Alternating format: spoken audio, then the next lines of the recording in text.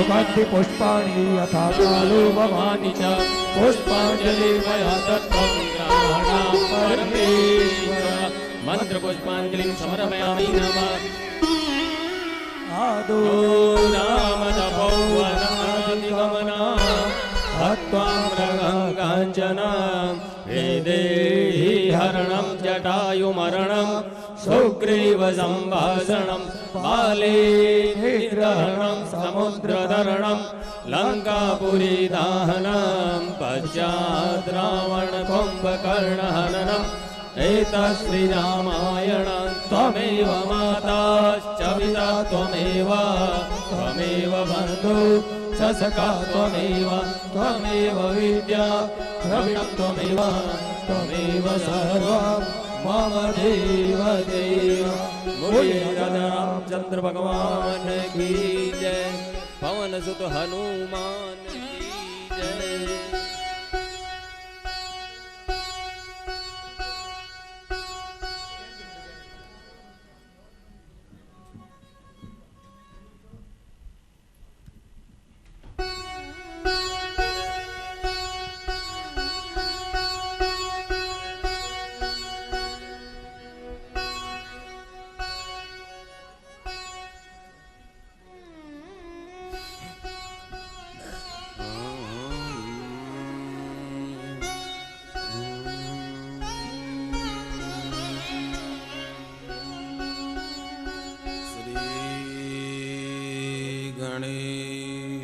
गणेशाय नमः नमः परमात्मने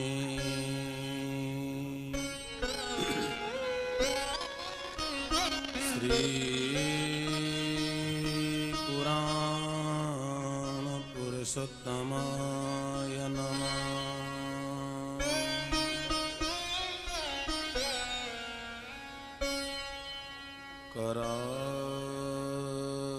करारविन्दे न पदारविन्दं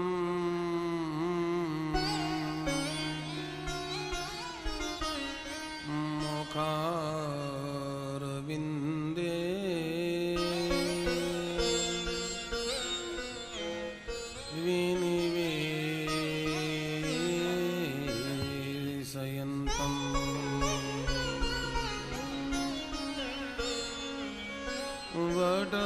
वटस्य पत्रस्य पुटे शयानम्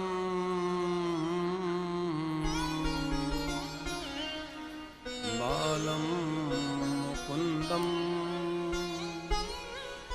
मानसा स्मरामि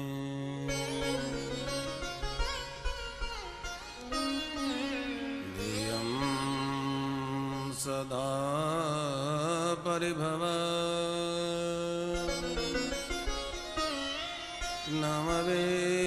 नमवेष्टदोहम्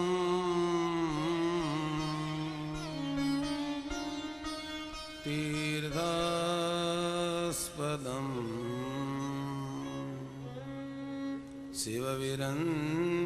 शिवविरञ्चिनुतं शरण्यम्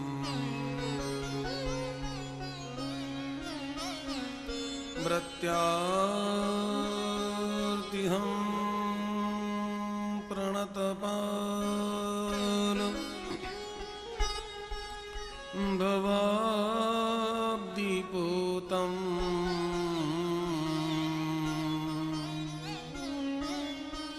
वन्दे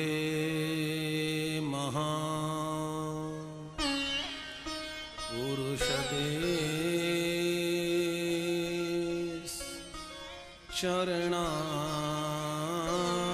चरणारविन्दम्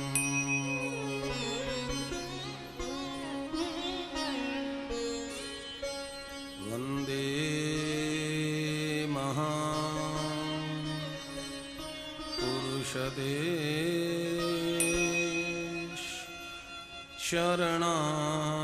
चरणारविन्दम्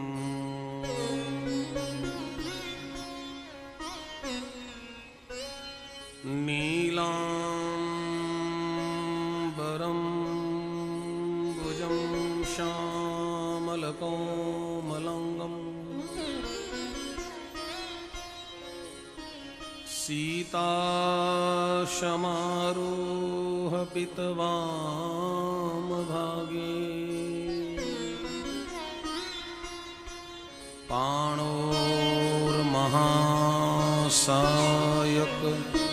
चारुचापम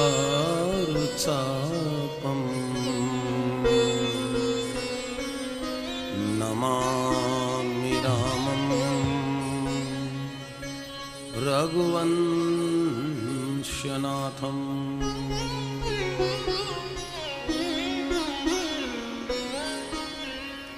अतुलितबलधामा हेमशैलाभदेहम्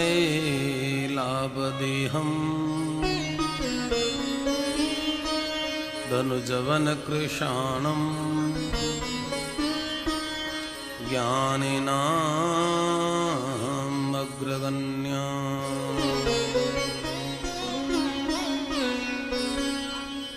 सकलगुणनिधाना वानराणामधीशम्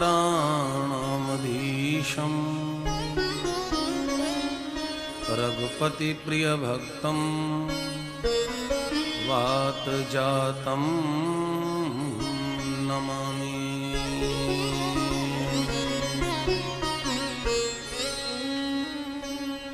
पवनतनय संकटहरण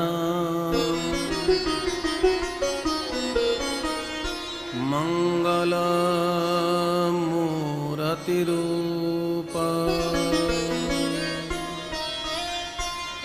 राम लखन सीता सहित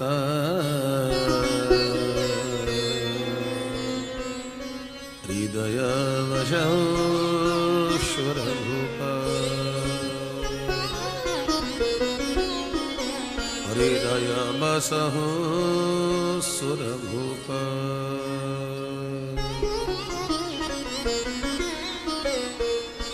तुलसीदास के चरण कमल बारंबार मनाय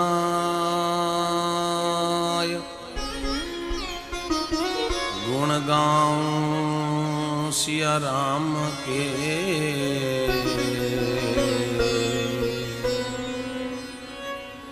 हनुमत होई सहाय।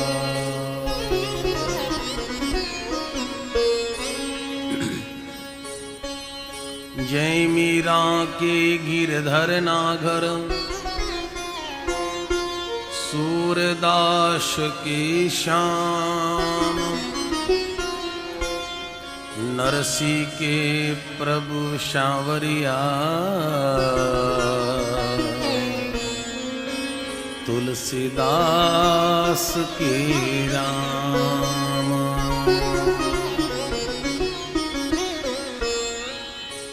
आइए हनुमत बिराजिए कथा करूं मति अनुसार प्रेम सहित गादी धरूं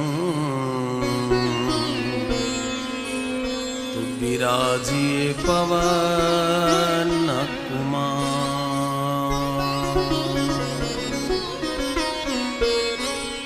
बिराजिए पवन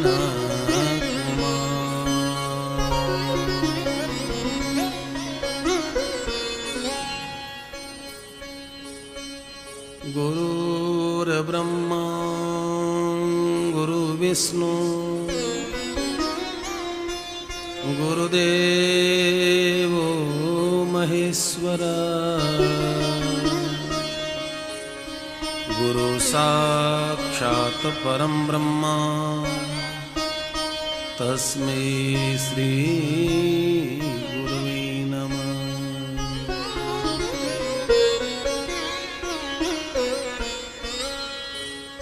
आत्मा त्वं गिरिजामति सहचरा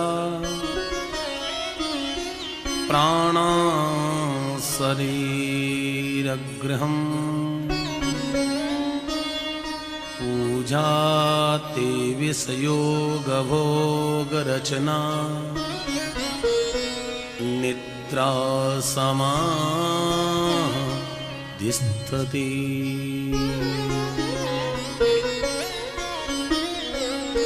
निद्रा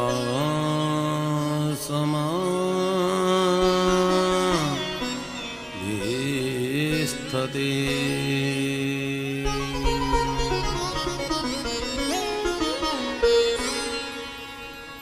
शिव हरे राम शिव हरे राम शिव राम राम शिव हरे हरे शिव हरे राम शिव हरे राम शिव राम राम शिव हरे हरे शिव हरे राम शिव हरे राम शिव राम राम शिव हरे हरे हरे राम शिव हरे राम शिव राम राम शिव हरे हरे शिव हरे कृष्ण शिव हरे कृष्ण शिव कृष्ण कृष्ण शिव हरे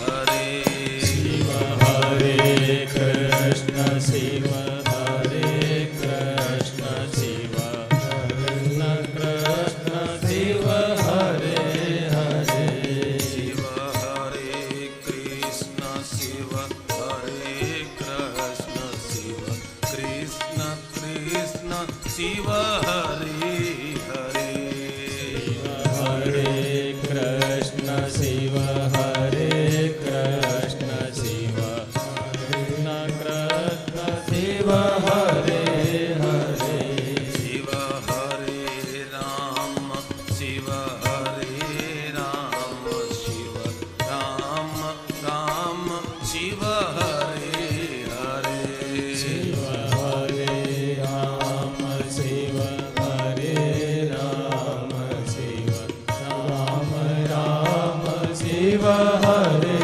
हरे शिव हरे कृष्ण शिव हरे कृष्ण शिव कृष्ण कृष्ण शिव हरे हरे हरे राम शिव हरे राम शिव राम राम शिव हरे हरे हरे राम शिव हरे राम शिव राम राम शिव हरे हरे हरे राम शिव हरे राम शिव राम राम शिव हरे हरे शिव हरे कृष्ण शिव हरे कृष्ण शिव कृष्ण कृष्ण शिव हरे हरे शिव हरे राम शिव हरे राम शिव राम राम शिव हरे हरे शिव हरे राम शिव हरे राम शिव राम राम शिव हरे हरे शिव हरे कृष्ण शिव हरे कृष्ण शिव कृष्ण कृष्ण शिव हरे हरे शिव हरे कृष्ण शिव हरे कृष्ण शिव कृष्ण कृष्ण शिव हरे हरे शिव हरे राम शिव हरे राम शिव राम राम शिव हरे हरे शिव हरे राम शिव हरे राम शिव राम राम शिव हरे हरे शिव हरे कृष्ण शिव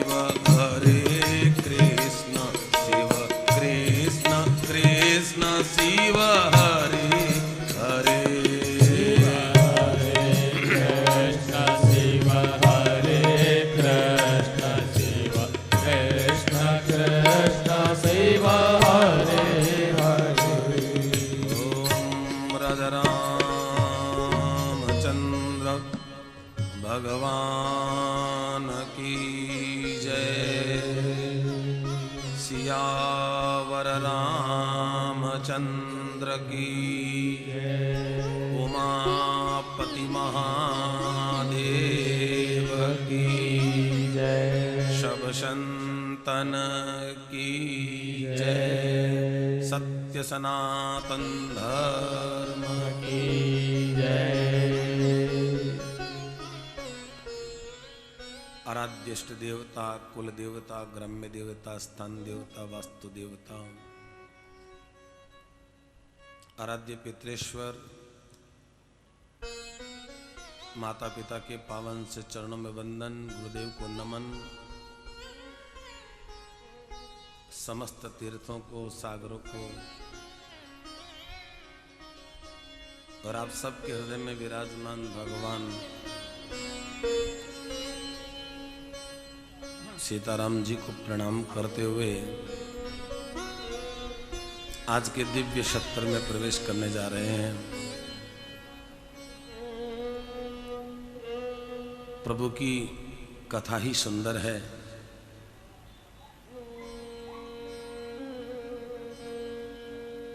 जो स्वयं सुंदर है उनकी कथा तो सुंदर ही होनी है। और सुंदर प्रभु की सुंदर कथाओं में सुंदर कांड अति सुंदर है।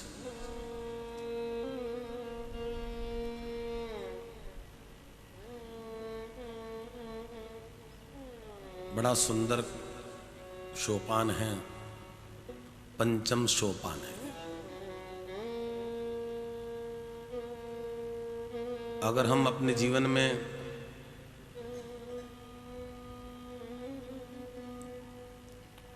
जीवन के 7 हिस्से करें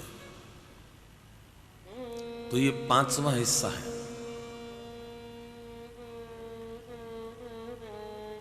4 बीत गए, 2 बीतने बाकी है और बीच में 5वां हिस्सा। अगर कोई साधक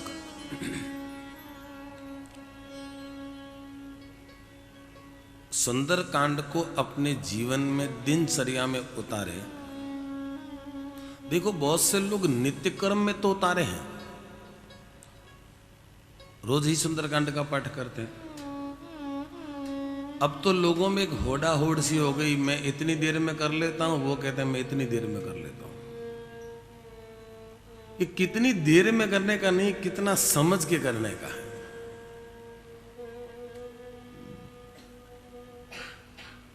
और जिस प्रकार से सुंदरकांड का उपयोग होना शुरू हो गया है, मैं नहीं समझता कि वो उसका सही मर्म है। दाएं बाएं झांक रहे हैं सुंदरकांड, क्योंकि अब तो याद हो गया, आगे से आगे चौपाई अपने आप आती रहती है मुंह में, इधर उधर देखते रहते हैं, सुंदरकांड करते रहते हैं। सुंदरकांड ऐसे होना चाहिए जिस समय आप सुंदरकांड गा रहे हैं उस समय आपके दिमाग में एक पिक्चर चलनी चाहिए। अभी हनुमान जी क्या कर रहे हैं, अभी हनुमान जी कहाँ गए हैं, रावण क्या कह रहे हैं, हनुमान जी क्या कह रहे हैं, विभीषण जी कहाँ गए हैं, विभीषण जी को रावण ने क्या कहा, वो पूरी पिक्चर आपके दिमाग में चलनी चाहिए, चलचित्र की तरह। और ऐसे अगर सुंदरकांड करेंगे तो एक सुंदरकांड में कम से कम 1.5 घंटे से 1.25 घंटे लगेंगे। पर हमें इतना समय, बोलो तो सही, आपके आसपास में बैठे लोगों से पूछो सुंदरकांड कितनी देर में करते, बोले 40 मिनट में, 45 मिनट। कोई कहेगा बस 1 घंटे में, कोई 45 मिनट, कोई 50 मिनट। और 50 मिनट में वो किष्किंधा से हनुमान जी को लंका ले गए, लंका में लंका को जला करके वापस आ गए, वापस विभीषण जी भी आ गए हैं, विभीषण जी ने और राम जी ने सेना तैयार की और पुल बनाया है, सेतुबंध रामेश्वरम स्थापना की, सब कर लेते हैं। एक बार अगर कोई सुंदरकांड अपने जीवन में पढ़ लेवे और उसको अपने जीवन में हृदयंगम कर लेवे तो राम कृपा का भागीदार बन जाता है। पर हर रोज सुंदरकांड करने वालों पे प्रभु की कृपा क्यों नहीं बरस रही है?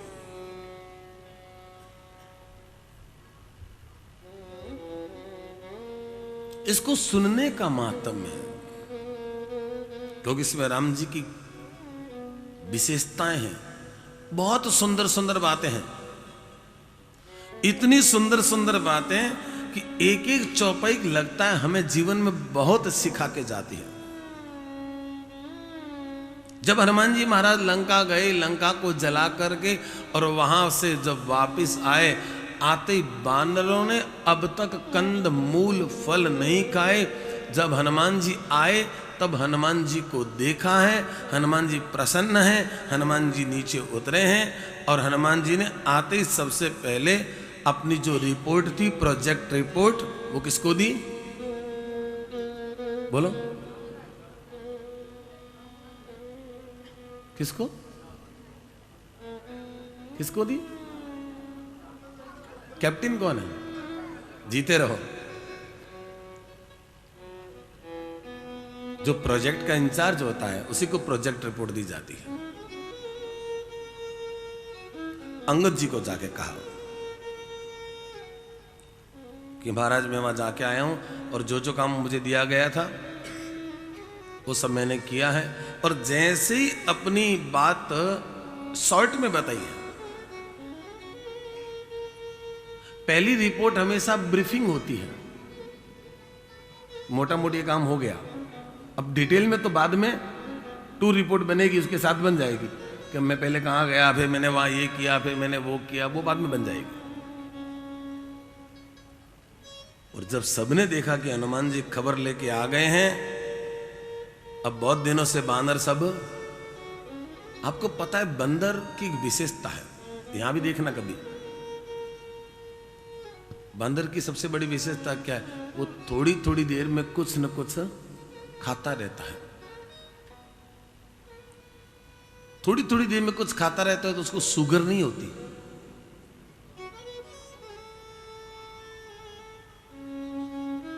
थोड़ी थोड़ी देर में खाता रहता है। शाकाहारी है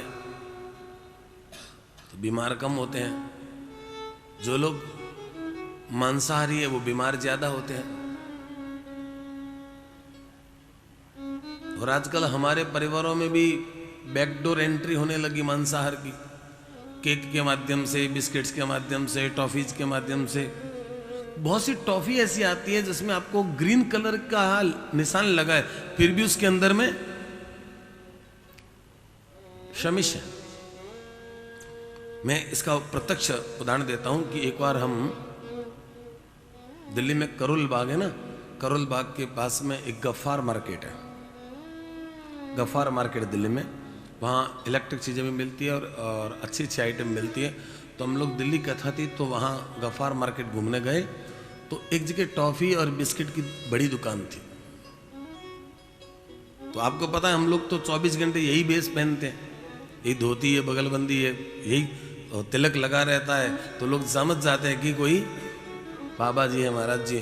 तो उस दुकान में जब हम गए तो सोचा भी जा रहे हैं तो जाते बच्चों के लिए कुछ बढ़िया टॉफ़ी, कोई नई चीज़ लेकर के जाएं, हर जगह की कुछ चीज़ लेकर जाने की आदत रहती है। तो जैसी दुकान में गई तो वहाँ एक लड़की बैठी थी। उस लड़की ने पहले तो हमें जांचा परखा कि ये कौन से ब्राह्मण हैं, समिस वाले हैं कि वैष्णव है। थोड़ी देर बात करने के बाद उसने कहा, महाराज जी आपने जो टॉफ़ी पसंद की है ना वो आप लोगों के लायक नहीं है। मैंने कहा बेटा इसमें ग्रीन टिक्की लगी है ना, हम तो 2 ही बात जानते हैं, जिसमें लाल टिक्की लगी है वो हमारे काम की नहीं है और ग्रीन वाली हमारे काम की है, हम इतने ही समझते हैं। हो सकता है आप लोग ज़्यादा समझते होंगे, पर हमें इतना ही समझ में आता है जिसपे लाल टिक्की लगी है वो हमारे काम की नहीं है, जिसमें ग्रीन टिक्की वो हमारे काम की है। उसने कहा महाराज जी ये मत लेना। बोले क्यों? इसमें ग्रीन टिक्की है पर इसमें कुछ अंश जो है वो एग का है, और कुछ देशों में एग को एक रूप में वेजिटेबल मान लिया। तो उन लोगों ने एग को वेजिटेबल माना है तो उनके यहां की बनी हुई है। तो इन टॉफीज में एग है और ग्रीन टी भी है। लगता जैसे साक्षात भगवती उस कन्या में आ गई। नहीं तो कौन दुकानदार है जो अपने माल को बेचने से, आज भी इस देश में ब्राह्मणों के प्रति, तिलक के प्रति, धोती के प्रति आज भी इस देश में सम्मान है। मना कर दिया, ये आप मत लीजिए। उसके बाद से टॉफी खरीदने का मन ही हट गया। विदेशी टॉफी खरीदने का मन नहीं है, चाहे ग्रीन बिंदी लगी है तो भी नहीं खरीदते। हमें तो उस समय पता लगा कि विदेशों में एग को नॉनवेज नहीं माना है, वेज माना है। मुझे ज्ञान नहीं था, आप लोगों को हो सकता है इस बात का ज्ञान हो, पर मैं सच कहता हूं मुझे ज्ञान नहीं था। और अब तो धीरे धीरे पढ़े लिखे लोग यहां भी क्या कहते हैं, आलू की तरह होता है, आलू खाओ और ये खाओ। पर मैं आपसे निवेदन करूंगा, चाहे संडे हो या मंडे, कभी न खाओ। बच्चों को पता नहीं कोई कह देता है इससे ये होता है, इससे ये होता है, हैं? बच्चों को किसी ने कह दिया इसको खाने से ये फायदा है, वो फायदा है, कुछ नहीं। दोनों समय दूध पियो, मलाई खाओ, और शरीर कमजोर है तो दूध और रोटी मिला करके खाओ। गर्मी है डोवे की राब, सर्दी है तो गुड़ की राब, कभी बीमारी नहीं आएगी।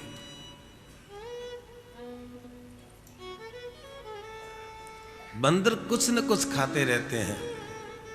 हम लोग क्या करते, या तो खाते नहीं हो, खाते तो इतना खाते हैं कि आकंठ मग्न, या तो खाते नहीं हो, खाते तो फिर बोलो आकंठ मग्नम। ओ गलत।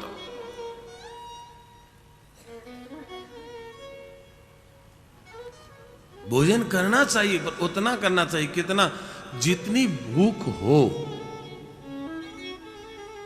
उससे आधा करना चाहिए। तो आधी जगह रहेगी तो उसमें पानी जाएगा, हवा जाएगी, तो सुपच्य हो जाएगा। अब जितना एरिया भगवान ने दिया है तो सबको तो आटे से, सब्जी से, चटनी से, कचौड़ी से ही भर दिया, और अब वहां न हवा जा रही है न पानी जा रहा है, तो उसका प्रोसेस कैसे होगा? तो 2-3 घंटे तक तो ऐसे ही पड़ा रहता है। फिर सोचते हैं ये पी लें तो ठीक है, थोड़ा वो पी लें तो पचाने के लिए। पहले तो इतना खाते हो और फिर इतना टाइम लगा करके उसको पचाते हो। क्यों इतना टाइम खराब किया? अगर 4 रोटी की भूख है तो 2 रोटी खा लो। और रोटी तो तब खाई जाती है जब कोई दूसरी चीज खाने को ना मिले। अन्न खाना कोई अच्छी चीज नहीं है, पर हमारे बीकानेर के पंडितों को कोई कह दे कि अन्न ना खाओ, पता है वो क्या जवाब देते हैं? बीकानेर पंडित के आटे बिना डांटो कोई नहीं, आटे बिना डांटो कोई नहीं, आटा जरूरी है। ऋषि मुनि कंदमूल फल खाते हैं, कोई बीमार नहीं होते। बंदर बहुत कम बीमार होता है, ना तो उसके पास घर है, न छत है, सर्दी भी है, गर्मी भी है, वर्षा है, 6 ऋतु में अपना जीवन ओपन में निकालता है, उसको सर्दी जुकाम भी नहीं होते, क्योंकि भोजन थोड़ा थोड़ा करता है, रस बनता रहता है, और उसके पास एंटीबायोटिक एनर्जी अपने आप डेवलप होती है। उसको एंटीबायोटिक नहीं लेना पड़ता, उसकी बॉडी में एंटीबायोटिक एनर्जी अपने आप, रोग प्रतिरोधक क्षमता अपने आप विकसित होती है। होती तो हमारे शरीर में भी है, पर हम उसको होने नहीं देते। क्यों? कि हम सुबह आंख खुलती तब चाय पीना शुरू करते हैं, और जब तक नींद नहीं आती तब तक चाय चमारी चुमरी है नीचन की नीच। ये मनुष्य था, पर अब नहीं। मनुष्य भगवान ने सबसे उत्तम बनाया है, पर मनुष्य अपने संस्कारों को स्वयं छोड़ता जा रहा है। सबके सब वानर भोजन पानी किए हैं, मधुवन में जितने भी फल थे सबका भक्षण करके, और अब सुग्रीव जी के पास जाने के लिए महामंत्री अंगद आगे आगे, अब पीछे वानरों की सेना उछलती उछलती जा रही है। चलते चलते नहीं जा रहे। जब खुशी मिलती है तो जमीन पर पांव मुझे खुशी मिली इतनी कि दिल में ना समाए, पलक बंद कर लूं कहीं छलक ही न जाए। आज मेरे जमी पे नहीं है कदम। खुशी होती है तो जमी पे कदम नहीं होते। दौड़े दौड़े गए और जाकर के सुग्रीव जी को रिपोर्ट कौन कर रहे हैं? देखो प्रोजेक्ट कितना अच्छा चल रहा था। हनुमान जी की जगह अगर हम होते तो, बोलो तो सही, पहले कौन बोलता? हम बोलते प्रभु मैं गया और मैंने फिर ऐसा किया, फिर मैंने ऐसा किया, फिर मैंने इतना मैंने कर देते। पर हनुमान जी चुपचाप खड़े हैं क्योंकि वो अपनी रिपोर्ट, बोलो तो सही, कैप्टन को दे चुके हैं। अब रिपोर्ट कौन करेंगे आगे? कैप्टन करेंगे। तो सुग्रीव जी को कहते हैं अंगद जी। कहा महाराज बहुत खुशखबरी की बात यह है कि एक लाइन में रिपोर्ट यह है कि सीता जी का पता लग गया और आपकी कृपा से ये सब काम हो गया है। तो ये रिपोर्ट आप राम जी को दे दीजिए। राम जी पास में ही बैठे, सीधे राम जी को दे देते। अंगद अपने महाराज सुग्रीव को रिपोर्ट करते हैं और सुग्रीव राम जी को रिपोर्ट करते हैं।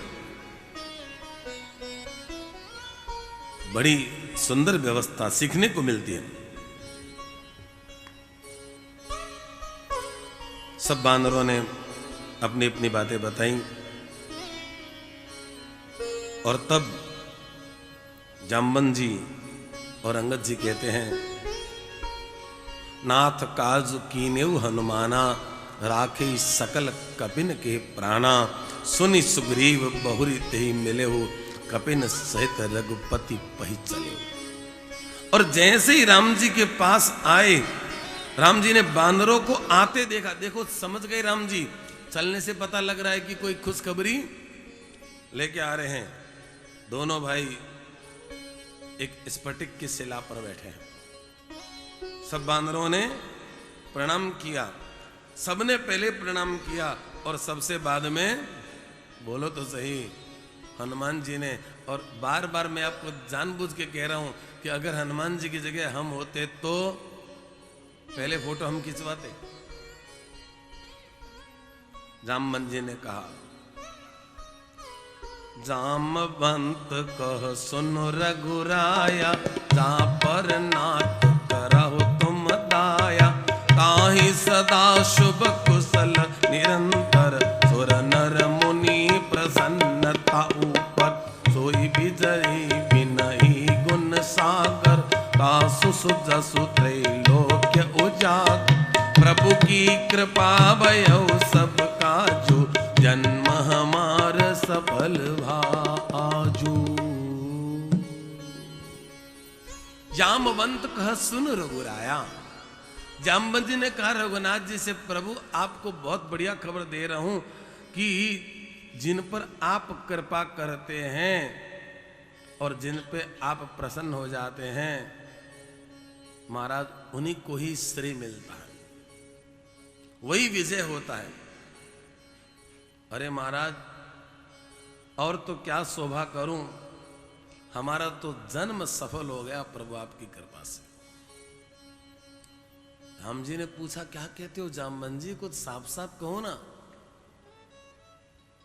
भाव विह्वल होके जामवंत जी कहते हैं, शब्दों की ओर गौर करना, भाव विह्वल होके कहते हैं, नाथ पवन सत कीनी जो करनी, सहस्र मुख न सोई बल।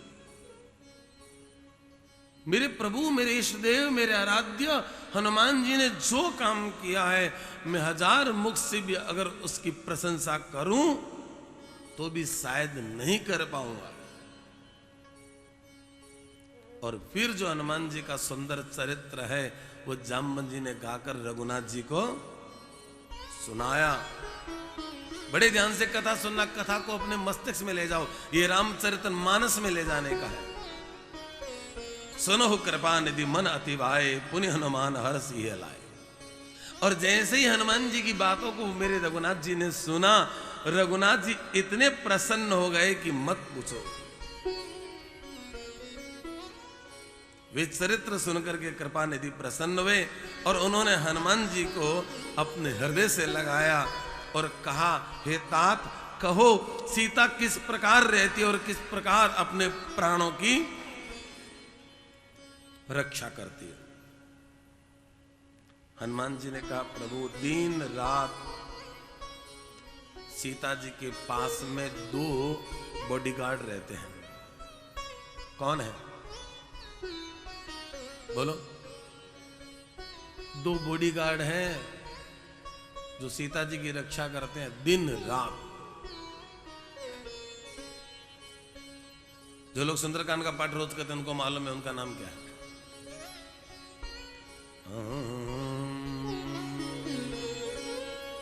बोलो कौन है वो? बोलो तो सही, कौन है वो जो हमेशा सीता जी की रक्षा करते हैं? हाँ? त्रिजटा, वो तो चलो एक हुई, दूसरी हालांकि वो नहीं है, पर मैं आपका मान रखते हुए कहता हूं कि चलो एक वो हो गई तो दूसरी और बता दो। या तो बहुत सुंदर जवाब मिल गया, श्रोताओं से ही मिला है, माता जी ने जवाब दे दिया।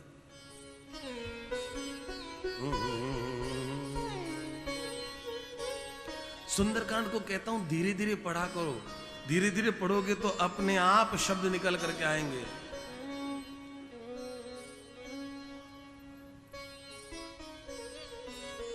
रा और म,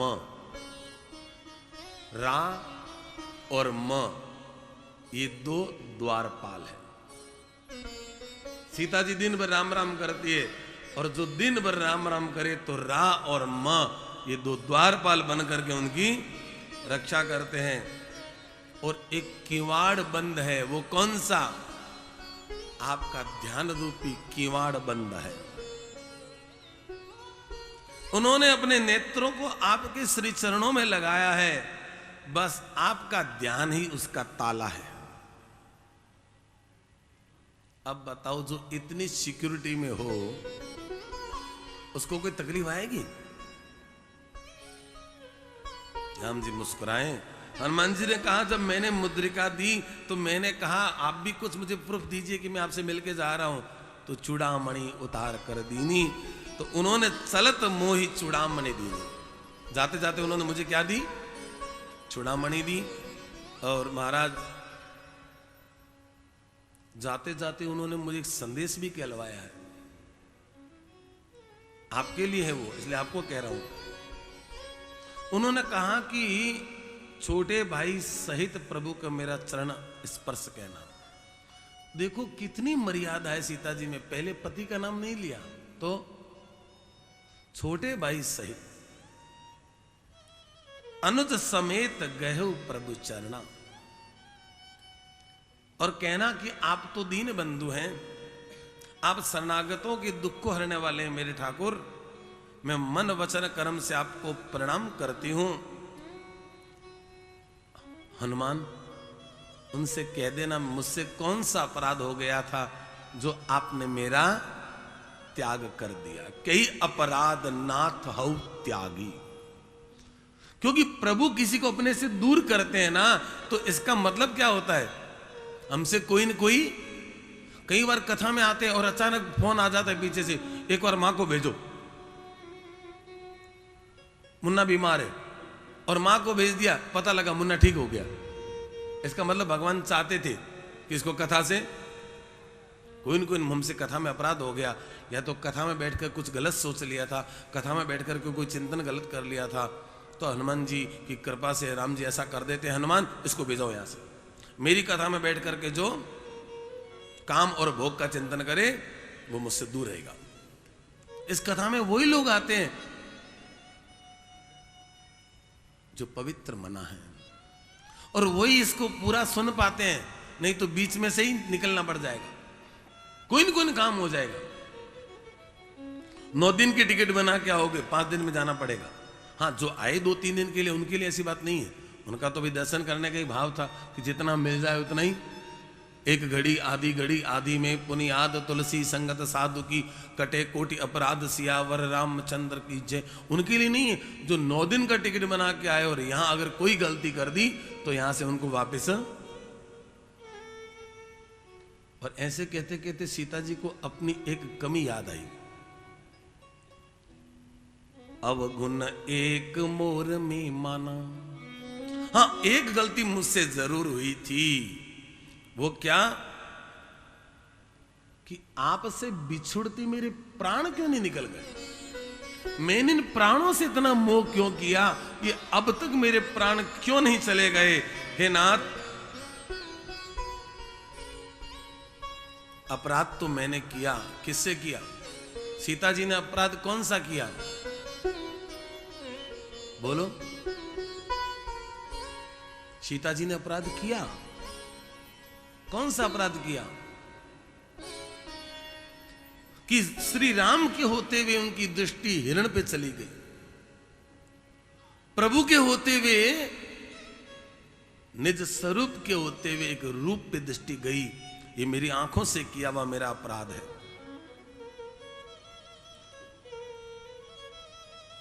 मेरे प्रभु से कहना, हनुमान मैं बहुत विपत्ति में हूं,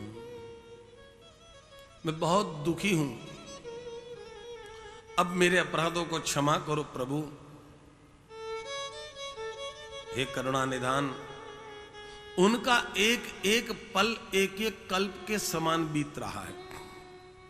प्रभु तुरंत चलिए और अपनी भुजाओं के बल से दुष्टों के दल को जीत करके माता जी को ले आई है ना। हनुमान जी ने यहां पर अपनी अप्रोच करी है। ये बात सीता जी ने नहीं कहा था। अब यहां हनुमान जी ने अपनी सलाह दे दी। सीता जी के चरित्र को सुना, मेरे प्रभु की आंखें सजल हो जाती हैं। ऐसा मन में विचार हुआ, अब क्या करना चाहिए।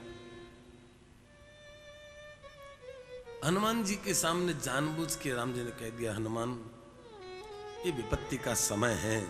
कहा हनुमंत विपत्ति प्रभु सोई। कहा प्रभु, हनुमान जी कहते हैं प्रभु विपत्ति तो वो होती है जब कोई व्यक्ति आपका भजन छोड़ दे। जीवन में देखो, कौशल्या माता ने एक बार राम जी से कहा था, मैं बीच बीच में आगे की कथाओं को थोड़ा टच करता हूं कि मान लो उस समय ना कह पाऊं। जब राम जी 14 वर्ष वनवास करके कौशल्या माता के पास में गए तो कौशल्या माता ने भगवान से प्रार्थना की, प्रभु जितने वर्ष राम मुझसे दूर हुए उन वर्षों को मेरी आयु से घटा दो, उनकी गिनती मत करो। और यहां पर मैं आपसे निवेदन करना चाहता हूं, जिस दिन आपने अपना नित्य कर्म नहीं किया, जिस दिन आपने अपनी माला नहीं की, जिस दिन अपना पाठ नहीं किया, जीवन में उस दिन को अपनी आयु में से, बोलो तो सही, घटा दो। ये दिन है ही नहीं।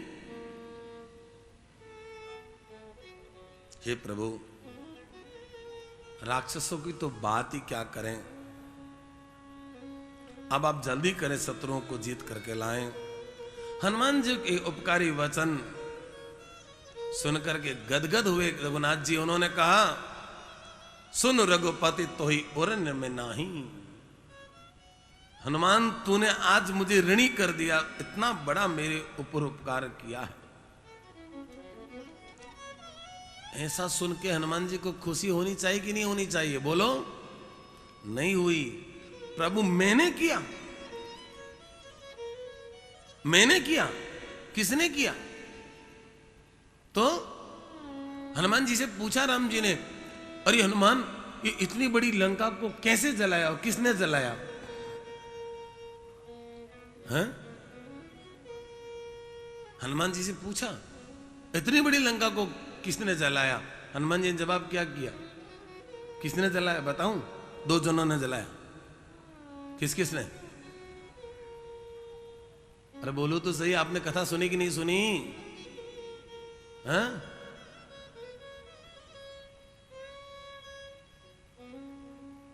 गोविंद बाबू, लंका को किसने जलाया? हनुमान जी कहते 2 जनों ने जलाया। वो 2 कौन कौन थे? आपने कथा सुनी है, और जो कथा सुने उसको तो प्रश्न पूछना चाहिए कि नहीं पूछना चाहिए। हनुमान जी कहते 2 जनों ने लंका को जलाया। किसने जलाया? राम और लक्ष्मण ने। अच्छा, वो लंका गए थे?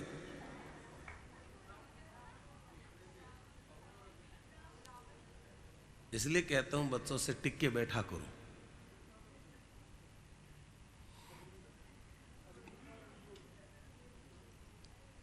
जलाने का काम तो अग्नि करती है, पर किसने किसने जलाया? जलाने वाले 2 जने थे ना, 2 जनों ने जलाया। देखो, आज मुझे ऐसा कहा गया है कि 1:30 बजे तक कथा को विश्राम करना है, और मैं बंधा हूं। हनुमान जी कहते मैंने नहीं जलाया, 2 जनों ने जलाया। बता दूं किसने? राम जी ने पूछा किसने? बोला एक आपने, दूसरा मेरे बाप ने। एक तो आपने और दूसरा मेरे बाप ने। कौन? पवन चले मर्द 49। अगर हवाएं नहीं चलती तो लंका नहीं चलती। तो लंका किसने जलाई? एक तो भगवान की कृपा, और दूसरा मेरे पापा जी उस समय आ गए थे, उन्होंने 49 हवाएं चलाई और फटाफट लंका का काम हो गया। शॉर्ट में जवाब क्या हुआ? एक तो आपने और दूसरा मेरे बाप ने। इन 2 ने लंका को जलाया, अपने आप को वहां से हटा लिया। और अगर भगवान ऐसा मौका हमें दे देते तो बोलो तो सही, हनुमान जी सब जगह प्रशंसा किसकी करते हैं? हनुमान जी की। हनुमान जी करते हैं सब जगह प्रशंसा राम जी की, कि सब आपने किया, मैंने कुछ नहीं किया। और हकीकत में यही है कि सब कुछ कौन करते हैं? बोलो, ये कथा आप करवा रहे हैं? बोलो, तापड़िया परिवार से पूछता हूं, आप करवा रहे हैं? तो 2 साल पहले आपने तो तय किया था, फिर 2 साल बाद क्यों करवाई? तो इसका मतलब ये कृपा किसकी हुई? हाँ? पर जिसको पूछेंगे, अभी कलकत्ता में तो खूब चर्चा में है। मेरे पास तो कलकत्ता के तो बहुत फोन आ रहे हैं। अभी सुबह सुबह ही बेलूर से व्हाट्सएप आया, उन्होंने कहीं से कोई क्लिप लेके मुझे कहा कि आपने तो बताया ना कि राम कथा है, हमें खबर मिल गई। तो बहुत चर्चा में। तो वहां किसका नाम हो रहा है कलकत्ता में?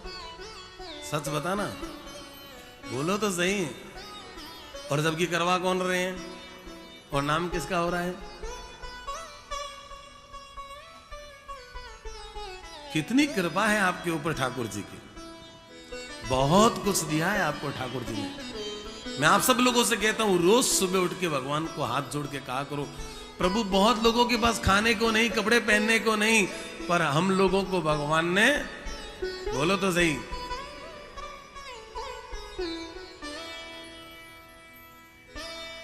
मेरा आपकी कृपा से सब काम हो रहा है।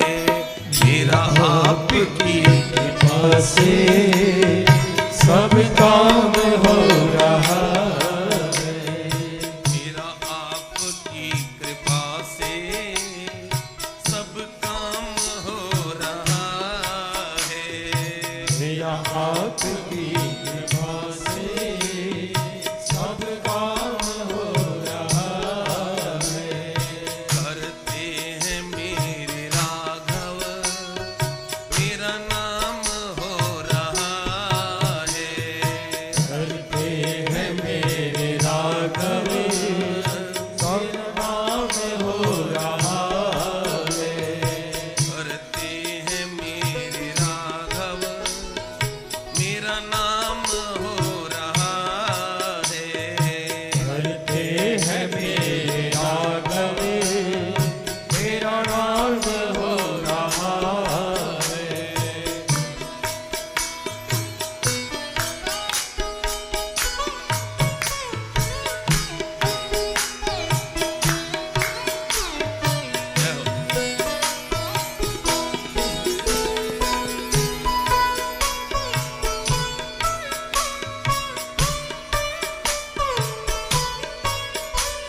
जब कथा तय हुई तो सोचा कहां करें, और जब वृंदावन का सुना तो पूरे परिवार को लगा वहां जाके करवाएंगे। अरे कलकत्ता में करवा लेते। अब वहां कौन जाए, कौन इतना करेगा, फिर कार्यकर्ता कहां से लाएंगे, कहां वृंदावन जाके कर रहे हैं, पता नहीं कैसे ये लोग मैनेज, बोलो। पर ये लोग नहीं कर रहे मैनेज, मैनेज करने वाला बोलो। और कोई पता नहीं पिछले 4 दिन कथा शुरू होने से 4 दिन पहले आए और आकर के सारी व्यवस्था, जैसे पतवार चलाने वाला कोई और है, हम तो नाव में बैठने वाले थे। सब लोग हैरान थे, कोई तैयारी नहीं, अभी पत्रिका छपी नहीं, पता नहीं ये लोग कैसे मैनेज करेंगे। इन्होंने व्हाट्सएप में काम निकाल दिया।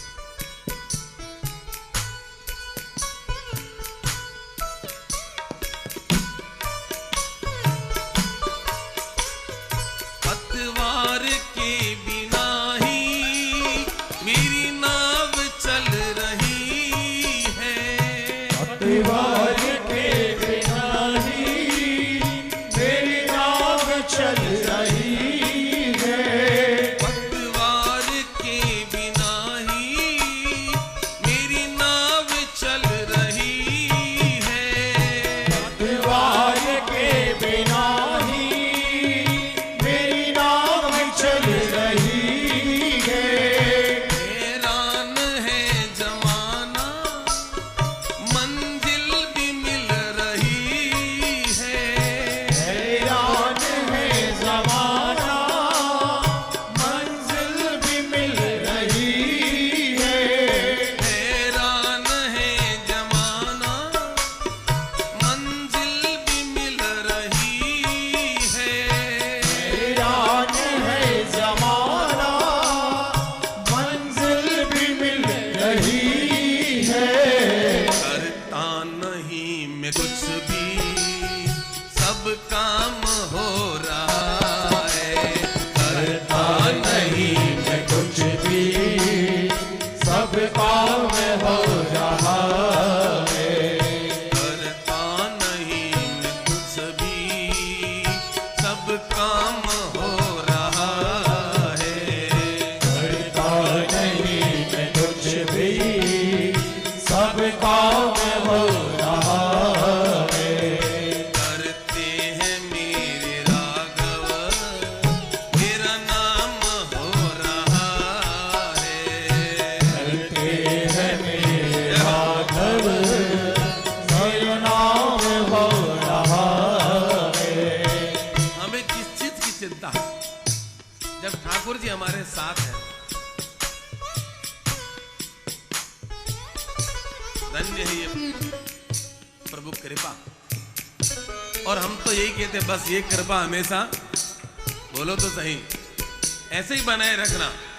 कभी न कभी कोई न कोई ऐसे आयोजन परिवार में होते रहे। भगवान ऐसी लक्ष्मी जी की कृपा बनाए रखना। आप कृपा बनाए रखेंगे और हम परिवार को जोड़े रखेंगे, और कुछ नहीं चाहिए, बस केवल कृपा चाहिए।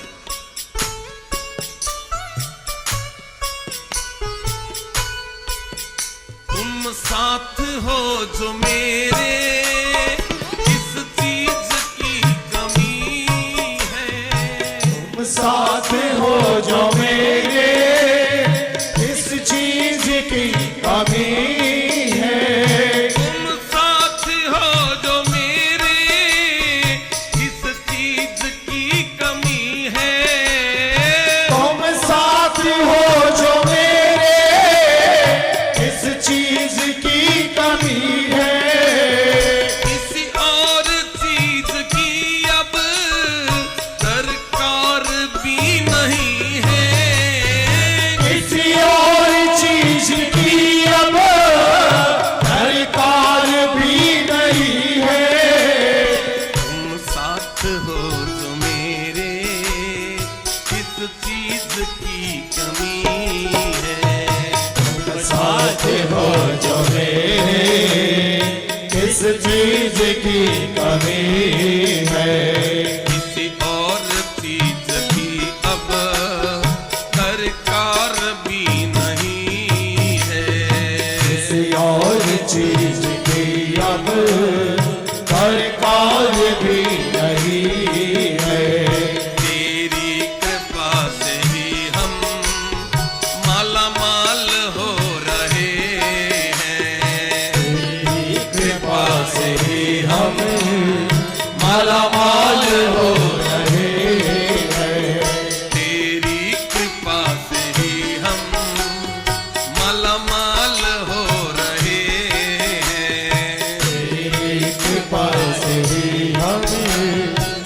रमान हो रहे करते हैं मेरे राघव मेरा नाम हो रहा है।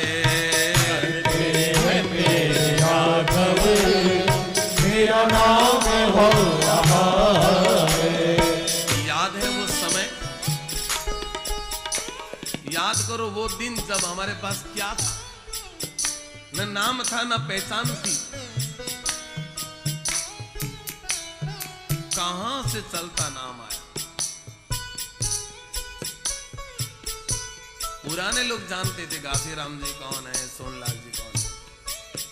अब नयों को नई पहचान मिल गई। इतना कहना काफी है, गोमा हावड़ा वाले तापड़िया बस। श्री बालाजी से भी आगे बढ़ गए। शुरुआत श्री बालाजी से गोमा हावड़ा तक, कहां पश्चिम से पूर्व तक पूरा डंका बजा दिया भगवान ने। कितनी कृपा मेरे ठाकुर जी की। वो दिन याद करो जब जीवन में कितनी कितनी तकलीफें आई थी, और तकलीफ के दिनों में किसने साथ दिया बोलो? केवल सांवरिया ने दिया था। केवल मेरे राम जी थे जो मेरे साथ थे। हनुमान जी की कृपा ने पार डाला है। और कौन था मेरे साथ? याद आते हैं वो दिन, कोई नहीं था साथ। लोग तो मजे लेते थे, इनके घर में इतने लड़के हैं, शादी कैसे होगी, लड़कियां कैसे मिलेगी, लड़कियों की शादी कैसे होगी, सब बढ़िया बढ़िया शादी होगी, सब कुछ हो गया। किसकी कृपा बोलो?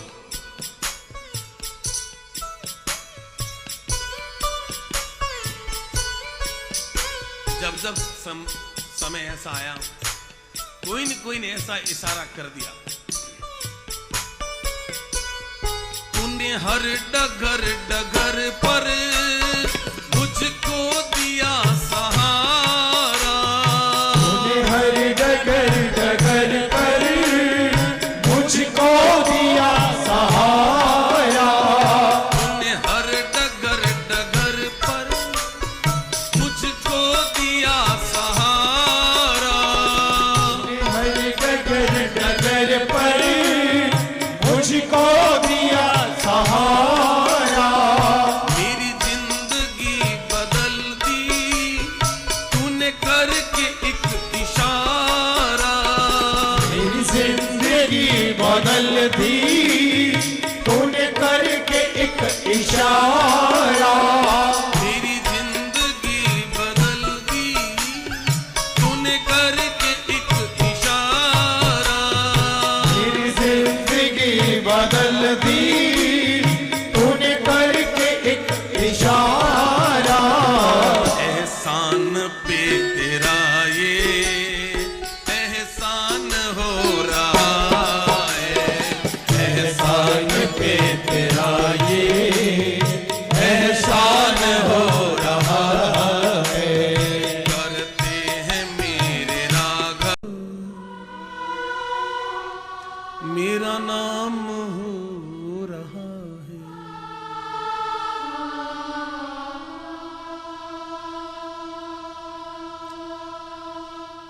तूफान आंधियों में तुमने मुझको थामा।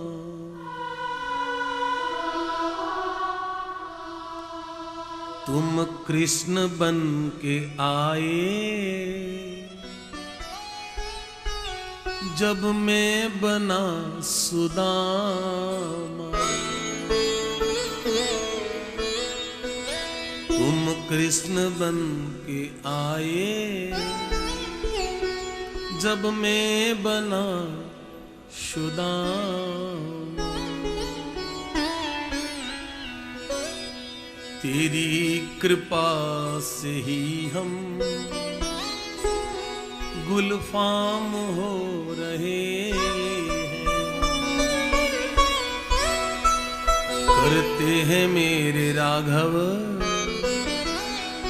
मेरा नाम हो रहा।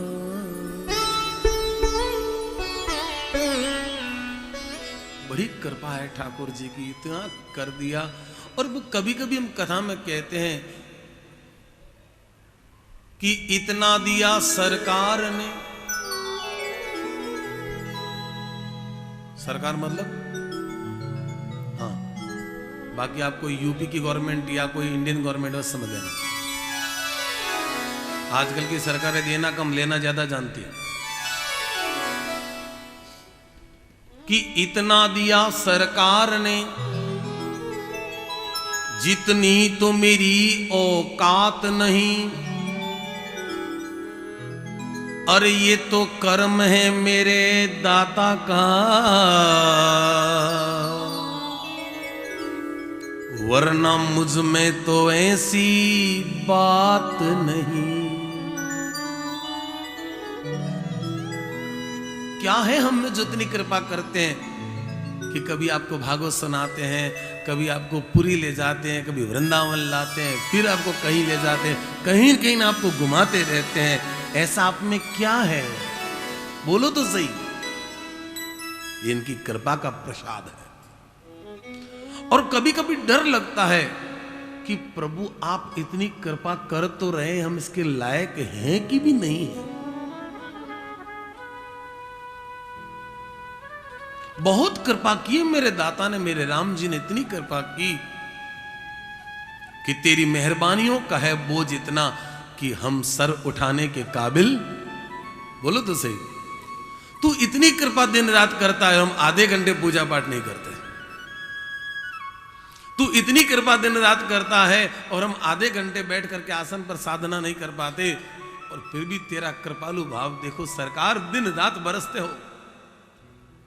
सोचो तो सही, अगर सच में पूजा पाठ किया होता तो कृपा कहां पहुंचती। एक छोटी सी कथा आती है, दृष्टांत सागर की है, कि एक राजा की घर में जो काम करने वाली मैत्रानी थी ना, तो एक दिन वो बीमार हो गई ना, तो उसने अपने बेटे को कहा, जो जवान था, कहा तू बेटा जा और थोड़ा वहां साफ सफाई करके आ जा, क्योंकि घर की बिरत है और नहीं जाएंगे तो बिरत छूट जाएगी है। तो वो बेटा गया और जैसे ही वो झाड़ू बुआरी करता तो उसने राजकुमारी को देख लिया। She is very beautiful. इतनी सुंदर राजकुमारी को देखा, उस सेवक के, उस दास के मन में आया कि जीवन में अब एक बात तय है, अगर शादी करूंगा तो राजकुमारी से करूंगा, नहीं तो अकन कंवारा रह जाऊंगा। अब बताओ, कोई धरती पे खड़ा होके हाथ से आसमान को छूना चाहे?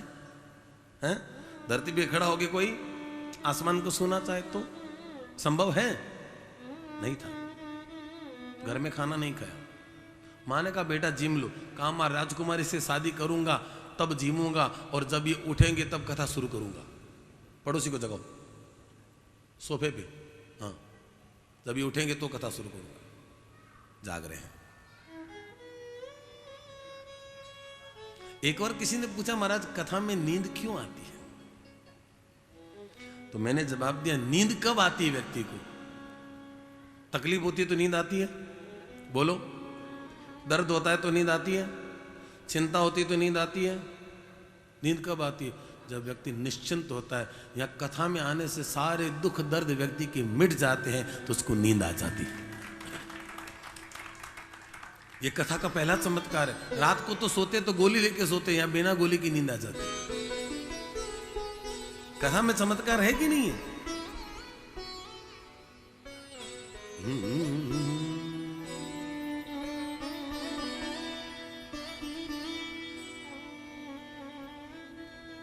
मां ने कहा बेटा भोजन कर लो। उस दास ने कहा मैं भोजन नहीं करूंगा मां, जब तक राजकुमारी हां नहीं कहेगी कि मैं शादी कर लूंगी तब तक मैं, बोलो तो सही, खाना नहीं खाऊंगा। मां ने कहा बेटा ऐसा जिद मत कर, क्योंकि ये होना, बोलो तो सही, संभव नहीं है, असंभव है। तो बेटे ने कहा मां तुम एक बार जाओ राजकुमारी के सामने प्रपोजल तो करो। प्रपोज करना हमारा काम है, कोई सामने वाला स्वीकार करे या ना करे। प्रपोज करने का भी तो तरीका होता है। आजकल तो प्रपोज भी करते तो घुटने टेक करके करते हैं। तूने पहले ही से इसके सामने घुटने टेक दिए, तू क्या जीवन में करेगा? ये प्रपोज करने का कौन सा तरीका, घुटना टेकना? अरे तू मिनक है, मर्द है, इसके सामने अभी घुटने टेक दी तूने। हाँ? अभी एक टेका है, अभी तो पार्टी शुरू हुई है, अभी तो शुरुआत में एक टेक दिया, फिर तो पूरा शरणागत हो जाएगा। और जैसे ही मां ने सोचा बेटे के लिए तो मां क्या नहीं करती, तो मां गई दूसरे तीसरे दिन चौथे दिन जब भी झाड़ू बुहारी करने को, तो राजकुमार जी को देख के कहा, प्रणाम किया, धोख किया, जो एक मर्यादा थी, ओट में खड़े होकर बात करने की वहां की सभ्यता थी। कहा बोलिए। अब देखो उस जमाने में हमारे घरों में जो साफ सफाई करने वाले थे, उनसे भी हमारा कोई न कोई पारिवारिक काम करने वाले को या तो बुआ जी कहते थे, या मासी जी कहते थे, या कोई काकी जी कहते थे। काम करने वालों के साथ भी हमारा पारिवारिक संबंध होता था। गांव में तो होता था, फिर छोटे शहरों में भी है। महाराज महानगर है, यहाँ तो काम करने वाले को मासी कहते थे, अपनी मासी को तो मासी याद ही नहीं रहती। बड़े शहरों में काम करने वाले को मासी कहते हैं। ऐसा मैंने कलकत्ता में सुना है, काम करने वाले को मासी कहते थे। हैं?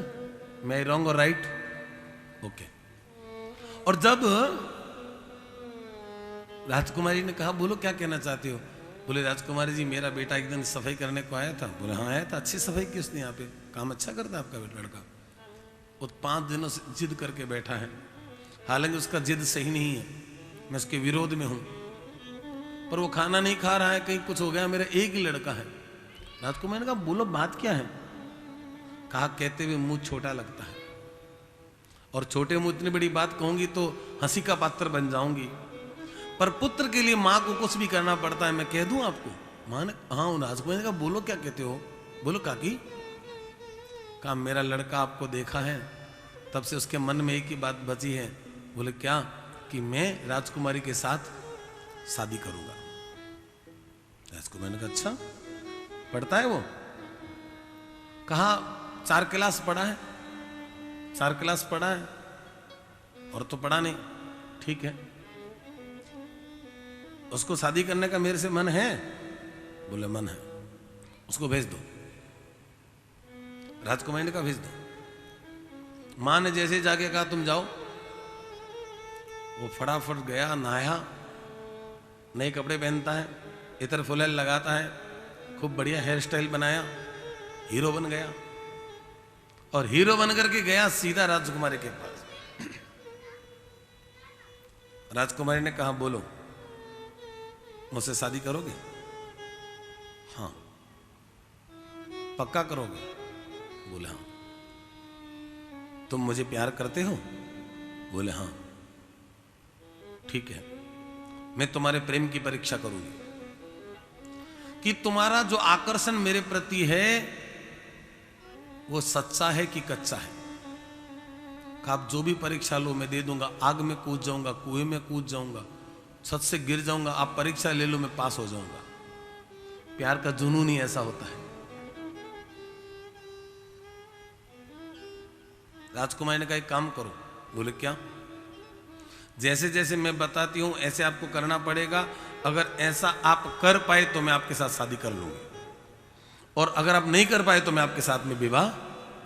बोलो तो सही। कहा बोलो क्या करना है। राजकुमारी ने कहा 7 दिन का ये कार्यक्रम है। आपको पहले तो ये काम करना है, सिर मुड़ाना है, भौहें कटवानी है, मूछें कटवानी है, दाढ़ी कटवानी है। ठीक है, एकदम साफ, भगवे कपड़े पहनने हैं 7 दिन के लिए, हाथ में कमंडल। शहर में दूर में जो अंतिम चौराया है वहां पर आसन लगा करके बैठना। 7 दिन में किसी से बात नहीं करनी है, बोलना नहीं है, खाना नहीं है, पीना नहीं है। अगर 7 दिन तुमने ये काम कर लिया तो 8वें दिन तुमसे मैं शादी करूंगी, और यहां चूक गए तो बोलो तो सही, फिर मैं तुमसे शादी नहीं करूंगी। उसने कहा आप कहे तो 30 दिन बैठ जाऊं, 30 दिन भूखा रह जाऊंगा। कहा नहीं 7 दिन रहना। वो सीधा नाई की दुकान गया, फटाफट बोलो सब साफ किया, भौएं साफ, मूछें साफ, दाढ़ी साफ, बाल साफ, भगवे कपड़े पहने।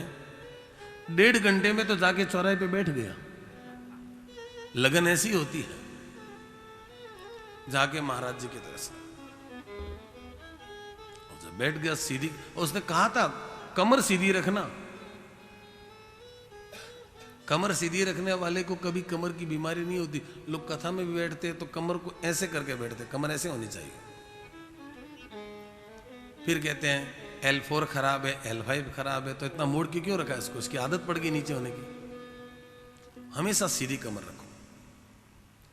और अगर कमर में कुछ बैंड आ गया तो पीछे नीचे कोई तकिया रख लो, उस तकिए से उसको सहारा दो, धीरे धीरे पीछे की ओर, कम से कम आगे झुको। आगे झुकना है तो केवल देवताओं के, माता पिता के और गुरुजनों के, बाकी जीवन में किसी के हरेक के आगे नहीं झुकना है। उनके आगे झुकने में कोई तकलीफ नहीं है। जितनी कमर सीधी रखोगे बुढ़ापा देरी से आएगा, और जितना कमर को ऐसे घुमा घुमा के रखोगे तो थोड़े बरसों में ही ठाकुर जी कृपा करेंगे और बुढ़ापा, बोलो तो सही। मैं जवानों से कहता हूं कमर सीधी रखो। आजकल जवानी में कमर दुखती है। सासू तो सासू बहू कहती है, माँ जी हमारी तो कमर बहुत दुख है। अबे बहुरी कमर दुखे तो सासू सुनते ही सासुरी तो ठीक हो जावे कि काल री छोरी इरी दुखन लागी, जन हमारी तो दुखे तो कीने क्यों। छोटी छोटी छोरियों 17-17 साल 18 साल रात ने सुए जने पग रे गमछो बंद करके सुए। बोले क्या कि पग दुखे। अरे बायों जवानी में पग धरियो कोनी, थोड़ी दशा है ठीक, क्या थोड़े बीन ने, क्या थोड़ी सासू ने सुख दिसो। अबार से पग दुखन लग गया, अबार से सरने हालन लग गया। तो हाली सी खावे तो चाउमीन है, बर्गर है, पिज्जा है। सुबह सुबह नाश्ते में चिड़ुओ खाकर स्वभाव चिड़चिड़ो कर लियो। पहला घर में सियाले में सीरो बनतो तो, सियाले में सिरोण क्या बनतो तो, सिरावण। सिरावण शब्द हट गयो। नाश्तो केरी ना करो, केरी नाश होना नहीं चाहिए। नाश्तो केरी नाश्तो करो ही ना, सुबह करो सिरावण। अब सिरावण बोलते शर्म आवे।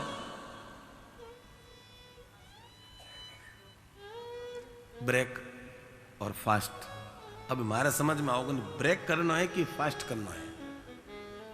नाम ही कोकर बनाए। ब्रेक का मतलब मैं तो ही समझो रुकनो। साइकिल है ब्रेक लगाई दिया, गाड़ी है ब्रेक लगाई दिया, तो ब्रेक मतलब रुकनो। और पचा के फास्ट, या तो ये अर्थ है कि थोड़ो खाओ और निकल जाओ। पौआ खाकर पौ पौ करना सीख गया।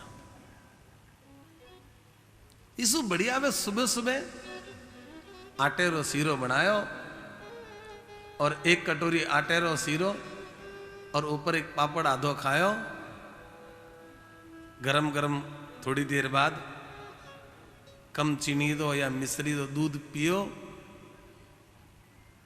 खूब आनंद। सीरो संतन को सुखदाई, इसमें दुगनी खांड मिलाई, तो भी सुगर नहीं होगी।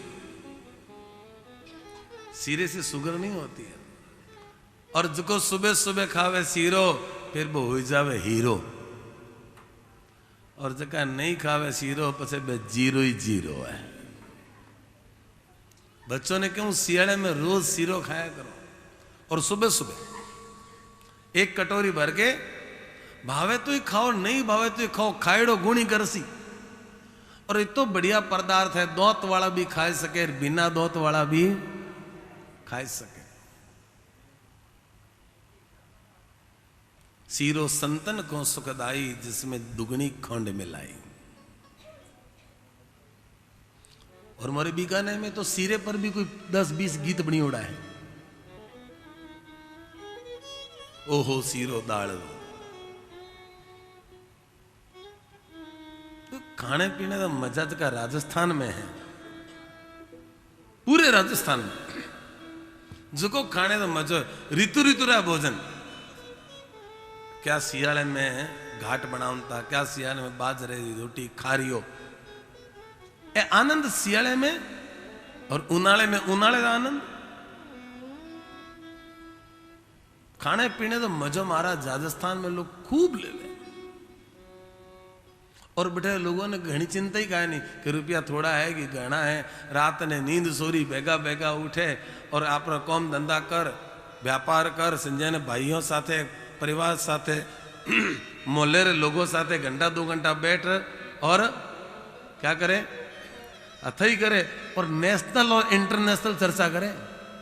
ट्रंप क्या कहो और भी क्या कहो, बेटा बेटा बेटी ट्रंप की चर्चा कर ले।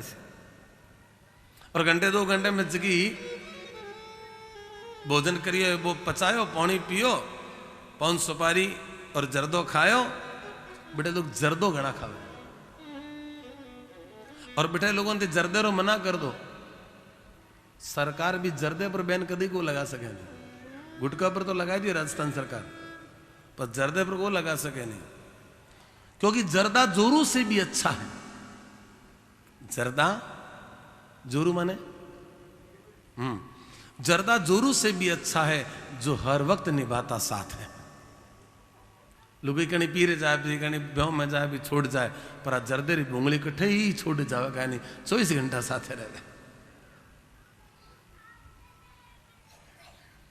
और पंडित भी जर्दा खावे। जर्दो खानो फिर भी चलो औषधि होवेला पतो कोई नहीं, जगह खावे जगह जोने अपर तो ठाकुर जी भाग्य में कोई नहीं, इरे वास्ते दोबारा आनो पड़सी। पर जगह पंडित जी जर्दो खावानी भी उनसे कह दो थे जर्दो खाओ, बोले हाँ मना थोड़ी शास्त्रों में लिखी कि जर्दो ना खाओ। तो भी उन्हें पूछो महाराज शास्त्रों में लिखी है क्या जर्दो खाओ, बोलो हाँ लिखी है।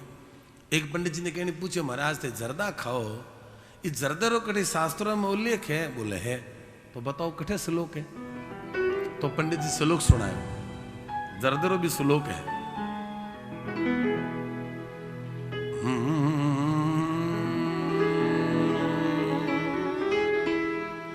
तंबाकू तिल मात्रेण गंगा स्नानम फलम लभे, चपटी चपटी च गोदानम। अब पंडित जी की तो बढ़िया श्लोक बनाए कि एक तिल जती भी तंबाकू अगर कोई के नहीं खिलाए देवे तो बेने गंगा जी नावे जो तो पुण्य मिले, और चपटी भर करके दे देवे तो जितनी चपटी खिलावे बिती गायों रो दान करे जितो। बोलो तो सही कि तंबाकू तिल मात्रेण गंगा स्नान फलम लभे,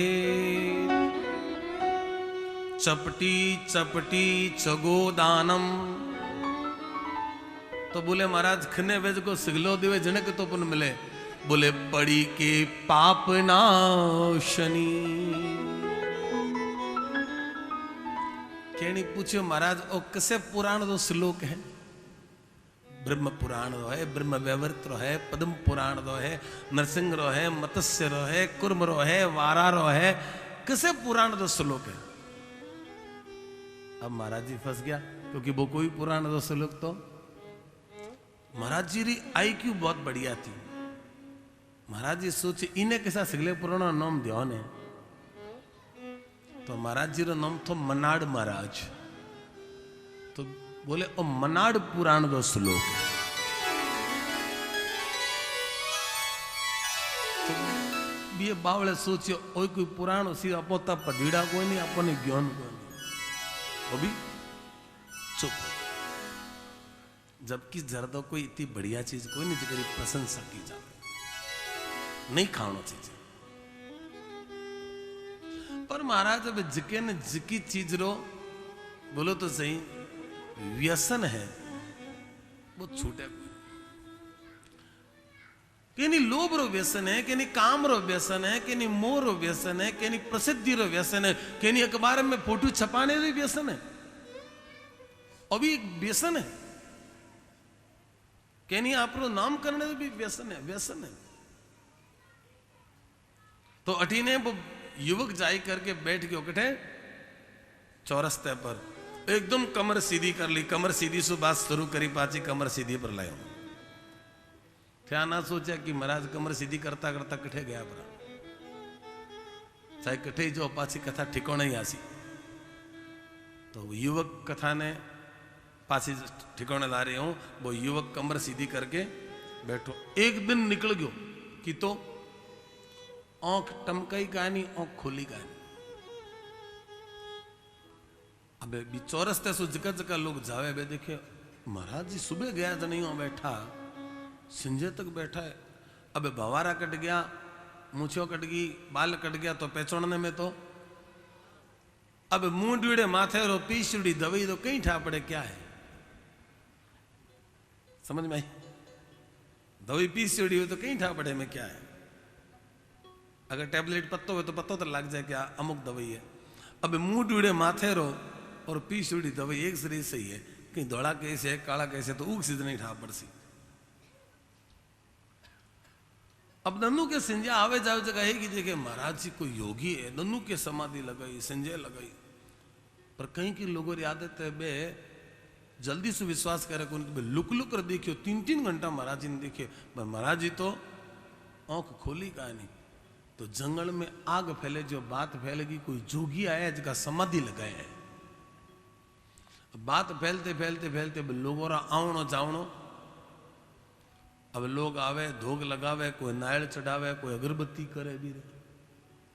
और अपनी मिन्नत मांगे, महाराज छोरी सगाई करवा दो, पोतो देख लो, आवे जी मन्नत करे।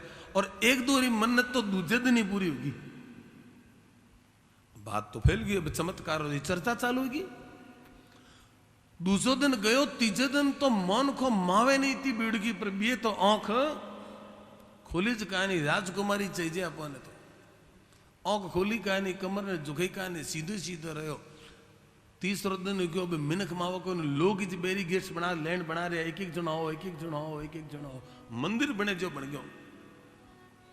देखते देखते चौथे दिन तो दशा आ होगी थी कि पुलिस फोर्स बुलाई करके व्यवस्था करी कि भाई अठे बहुत ज्यादा लोग भेड़ा हो रहा है और कठे कोई जनहानि होगी। तो राजा ने कहा महाराज कोई पुलिस भेजो। राजा जी पूछे पुलिस हो क्या कर सो? बोलो कि बहुत बड़ा साधु है, तत्काल परसो देवे। अब राजा जी देखियो मारी भी एक बार जाने दी इच्छा है। तो 5 दिन राजा जी सुरे जी हो, राजा जी कह दी हम भी चलेंगे। अब महाराज पधारे, पहले से व्यवस्था कर दी। पहले से व्यवस्था करके जई बिड़े राजा जी पहुंचिया है। राजा जी जाऊं तई बिना दंडोत कर दी, दंडोत करी, प्रणाम करी। वो तो ना आंख खोले कोई, कमर झुका बैठी के नीट 5 दिन गया है। कमर तो घनी दुख रही है पर भले दुखो, राजकुमारी लेवनी तो सोरो कम थोड़ी। अब राजा जी गिड़गिड़ावे, महाराज एक बार कृपा दृष्टि मारे माथे करो, एक बार नेत्र खोलो, हूँ बहुत तकलीफ में हूँ, छोरी बड़ी सारी होगी है। छोरी तो क्या बे देखे तो दूसरे सुना कर दी, हमारे 5 दिन है टेंशन में। महाराज छोरी बड़ी सारी होगी, कोई चोखो घर भर मिल जावे, आप री कृपा होसी, जने ब्यो होसी, बोगे चिंता मन में सोचे 2 दिन में कृपा कर दी सू। राजा 2 दिन और खटाव कर, थारी छोरी तो बीन तैयार है। पर ए तो ना आंख मटकावे, न कोई कमर झुकावे, न कोई हाथ हिलावे। राजा जी 5वें दिन तो पूरा 2-3 घंटा बैठा रहा। महाराज कहीं मारे माथे कृपा करो, कहीं मारे माथे कृपा करो। भी देखिए राजा रे चक्कर में 72 घंटा घटे, अपन ने कोई टेंशन लेना हुआ नहीं। राजा दूसरे दिन फिर गया, 6ठे दिन,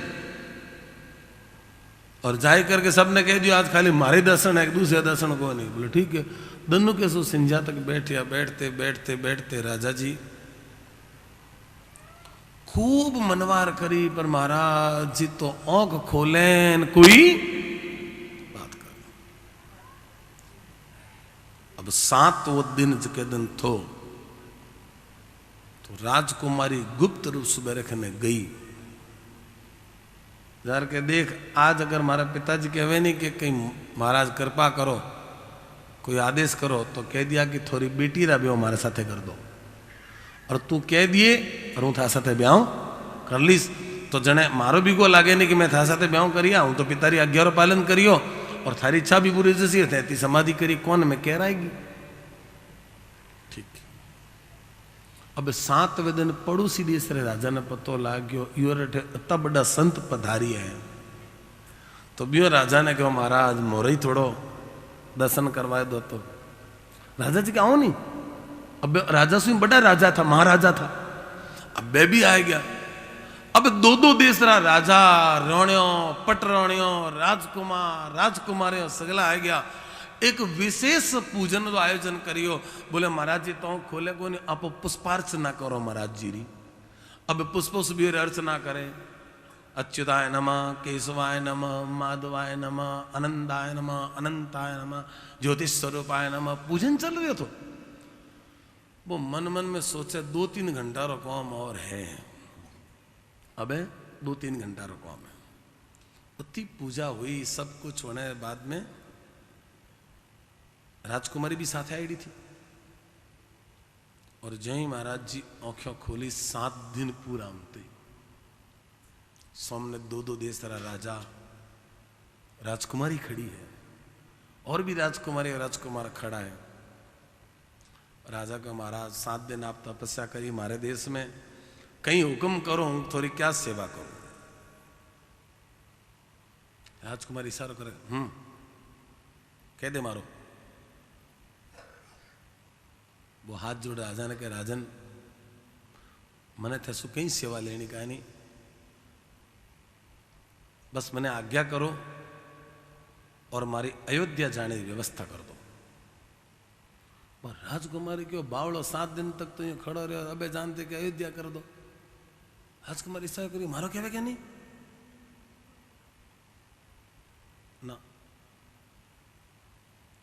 थोड़ी देर में राजकुमारी ने खने बुलाई, पास में बुला के राजकुमारी के तुम हार गए हो कौन? बोले राजकुमारी मैं कूड़े कूड़े पूजा पाठ और नाटक करियो जिके में राजा महाराजा मारे पगों में आर पड़ गया। अगर वो सच्चे सच्चे पूजा पाठ करतो तो न जाने कहीं उजाम तो बार तक और अब वो राजकुमारी ने प्राप्त करी, राजा महाराजा हमारे पगों में आ गया। हूँ कथा कहने सुना रही हूं थोने क्यों अपो कहीं करो को नहीं जगह में तो ठाकुर जी अपन माथे इतनी कृपा कर रहा है। और सच्ची बताओ जो पूजा पाठ करता तो कितनी कृपा होती है परमात्मा, बोलो तो सही। वाती के था थोने घुमाड़ ये वास्ते सुनाई कि घंटा आधी घंटा आसन पर बैठिया करूं बिना कुछ करियो भगवान इतनी कृपा कर रहा है। और मान लो घंटा 2 घंटा का रोज आसन पर बैठता तो अब कृपा कितनी को जानते। राम जी कह रहे हैं और यो करते करते भगवान क्या करियो, प्रभु कर पंकज कपि के सीसा सुमिरी सो दशा मगन गौरीशा। ये चौपाई ने बड़े ध्यान से संतों गाई है, ते भी ध्यान से सुनिया कि प्रभु कर पंकज कपि के सीसा। एक एक शब्द ने ध्यान दिया। प्रभु राम जी, कर हाथ, पंकज पुष्प, कर पुष्प, कपि के सीसा। जो ही श्री राम जी हनुमान जी रे माथे पर हाथ राखिया। अब हाथ कीरे ऊपर राखियो है और अगली लाइन क्या कह रहे, सुमिरी सो दशा मगन गौरीसा। इस दशा ने देख करके भगवान शिव बहुत प्रसन्न हुआ। क्यों बोलो क्यों? अब शिव जी क्यों राजी हुआ? हाथ तो हनुमान जी पर राखी है, बोलो। क्योंकि हनुमान जी शिव जी के ही तो एक रूप में भगवान शिव ने सोचा कि शिव रूप में तो प्रभु ने कभी मेरे ऊपर हाथ रखा नहीं, आज कोई न बहाने ठाकुर जी ने मेरे माथे पर हाथ रख दिया। तो सुमिरी सो दशा मगन गौरीशा। और जैसे ही इस दशा को देखा, देखते ही भगवान शिव को समाधि लगने लगी। पर जैसी समाधि लगने लगी, सावधान मन कर पुनि शंकर, सोचा अभी समाधि लग जाएगी तो सती को कथा कौन सुनाएगा, तो फिर सावधान हुए और सावधान मन करके फिर शंकर भगवान क्या करने लगे, बोले लागे कहन कथा अति सुंदर। फिर वो आगे की कथा को सुनाना शुरू किए। हनुमान जी को हृदय से लगाया और अपने पास में बिठा लिया। और जैसे ही हनुमान जी बैठ जाते हैं तो भगवान ने कहा, हनुमान बताओ, रावण के द्वारा जो लंका सुरक्षित है, उसमें इतने बड़े बड़े किले हैं, तुमने इन सबको जलाया है, किया है?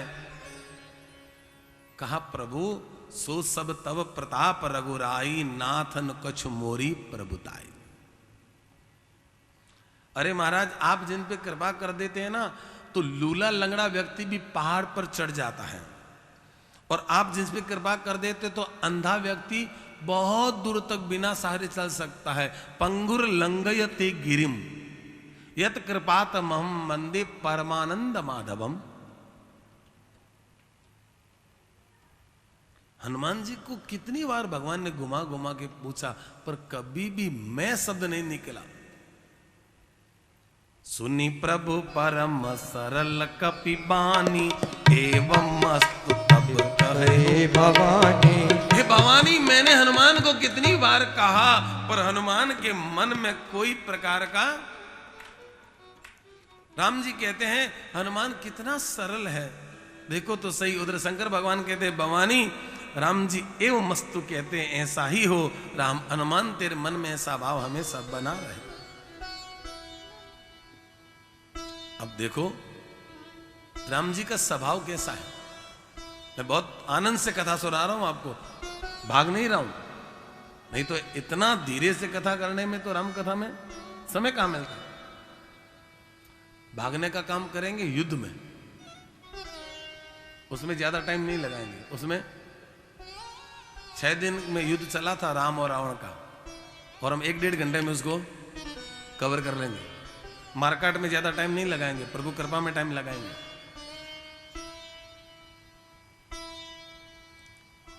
शंकर भगवान कहते हैं पार्वती से, और मैं आप लोगों को वही बात सुना रहा हूं जो शंकर भगवान ने उमा से कहा, उमा राम सुभाऊ जेहि जाना, ताहि बजन तजी भावन आना। हे उमा, जिन्होंने राम जी का स्वभाव जान लिया वो कभी भजन नहीं छोड़ते हैं। वो हमेशा भगवान के चरणों की भक्ति को पाने के लिए हमेशा लालायित रहते हैं। अब महाराज सुग्रीव जी ने बानरों को बुलाया है और कहा, भाई अब सीता सुधी में लंका पर चढ़ाई करने की तैयारी करो। बानरों की जूथम जूथ आ रहे हैं, सब तैयार हो रहे हैं। देवता रावण वध की तैयारी को देख करके आकाश से पुष्पों की वृष्टि कर रहे हैं, और उधर हनुमान जी महाराज, सुग्रीव जी, नल, नील, अंगद, रीछ, भालू, सब अतुल्य जो बलशाली योद्धा है, सब तैयार हो गए। सब बार बार आते हैं, भगवान को प्रणाम करते हैं, अपनी अपनी सेनाओं का नेतृत्व करते हैं। सब राम कृपा को पा करके अपने अपने लिए कुछ करने के लिए सब सगुन देख रहे हैं। कोई अपने ठाकुर जी को मना रहा है, कोई ये कर रहा है, कोई वो कर रहा है। सबका उद्देश्य मंगल है। सबकी एक ही इच्छा है कि हम सीता माता को सकुशल लेकर के आए। और जानकी जी उधर सगुन को प्राप्त करती है। जानकी जी को जो सगुन हो रहे हैं वहां पर अशोक वाटिका में, और रावण को वहां, बोलो तो सही, अपसगुन हो रहे हैं। और जैसे ही जानकी जी को जो जो सगुन हुए, और वे ही सब रावण के लिए अपसगुन है। अब जो सेना चली है, असंख्य बानर, भालू, रीछ, इनके बड़े बड़े नख ही उनके शस्त्र हैं। वे इच्छानुसार सर्वत्र बेरोक टोक के चलने वाले, पर्वतों को लांघने वाले, आकाश मार्ग से चलने वाले, पृथ्वी पे चलने वाले सिंह के समान सिंह के समान गर्जना करने वाले वो बानर, वो रीछ, वे बंदर, वे भालू जोर जोर से चिल्लाए और इतनी जोर से उन्होंने गर्जना की कि उनकी गर्जना को सुन करके बड़े बड़े दिशाएं डोल उठी। उनकी चिहाड़ने से, उनके चलने से, उनके बोलने से कैसी दशा हुई। उनके चिहाड़ने से, उनके बोलने से पूरा मानव भूभाग कंपायमान हो गया है। और इतना कंपायमान हुआ, पृथ्वी डोलने लगी, पर्वत चंचल हो गए हैं, समुद्र खलबला है। गंधर्व, देव, मुनि, नाग, किन्नर सबके मन हर्षित हुए हैं। अब हमारे दुख टलने वाले हैं। अनेकों करोड़ों भयानक बानर योद्धा, अनेकों करोड़ों बानर योद्धा जो प्रबल प्रताप के बलशाली थे, कौशलाधीश भगवान श्री रामचंद्र की जय हो, जय हो, जय हो ऐसा पुकारते हैं। आहा, ऐसा घोर नाद हो गया।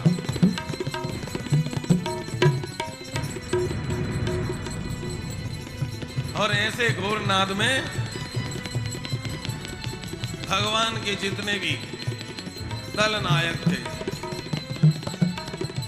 चिक करहि दे गज डोल मही गिरी लोल सागर खर भरे मन अरस सब गंधर्व सुर मुनि नाग के नर दुख टरे कट कट ही मर कट विकट भट बहु कोटि कोटिन गावहि जय राम प्रबल प्रताप कौशल नाथ गुण गण गावहि सही सकन भार उदार अहिपति बार बारहि मोहि कह दसन पुनि पुनि कमट पुष्ट कठोर सो इमि सोहहि रघुवीर रुचिर प्रियान प्रस्थिति जानि परम सुहावनि जनु कमठ खर सर्प राज सुदिखत अविचल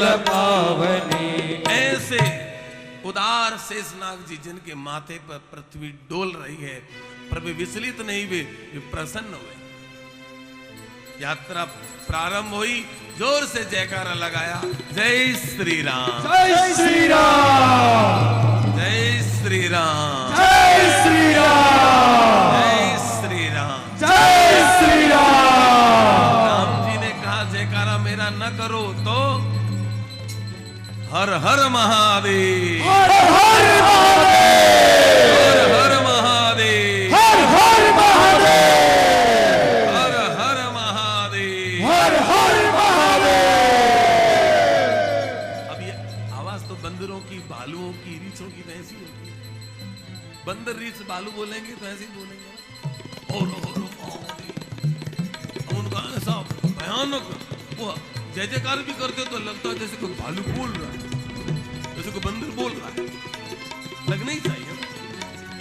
सब के सब समुद्र के किनारे आए और जैसे इस समुद्र के किनारे आए और उधर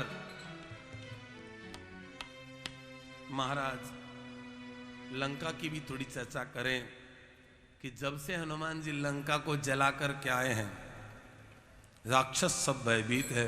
कोई कोई राक्षस तो रात को उड़ता है, बोले क्या हुआ? हनुमान, उसकी पत्नी कहती कहाँ है? बोले अभी दिखाई दिया था।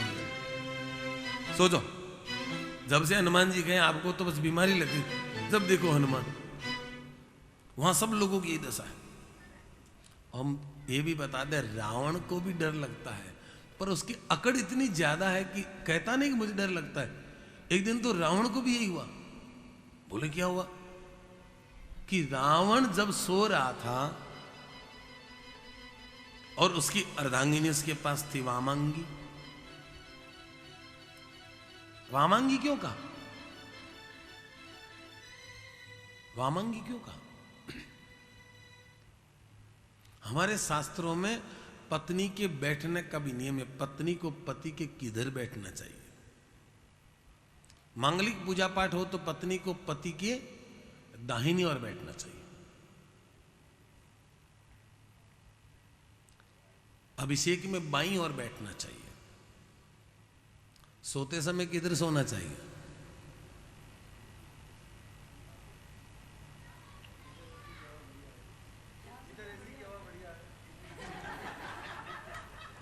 ये तो पत्नियों का नियम है।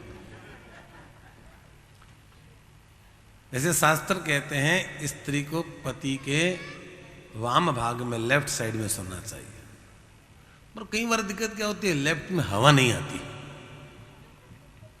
क्योंकि माताओं को तो डायरेक्ट हवा चाहिए ना। ये कई बार कई घरों में तो हस्बैंड वाइफ को एसी को लेकर रोज ही टेंशन रहता है। वो कहता है थोड़ा कम करो, वो कहता आपको तो पता नहीं सर्दी ज्यादा ही लगती है और मुझे गर्मी लग रही है। तो एसी को लेकर हस्बैंड वाइफ में कई बार टेंशन होता ही रहता है।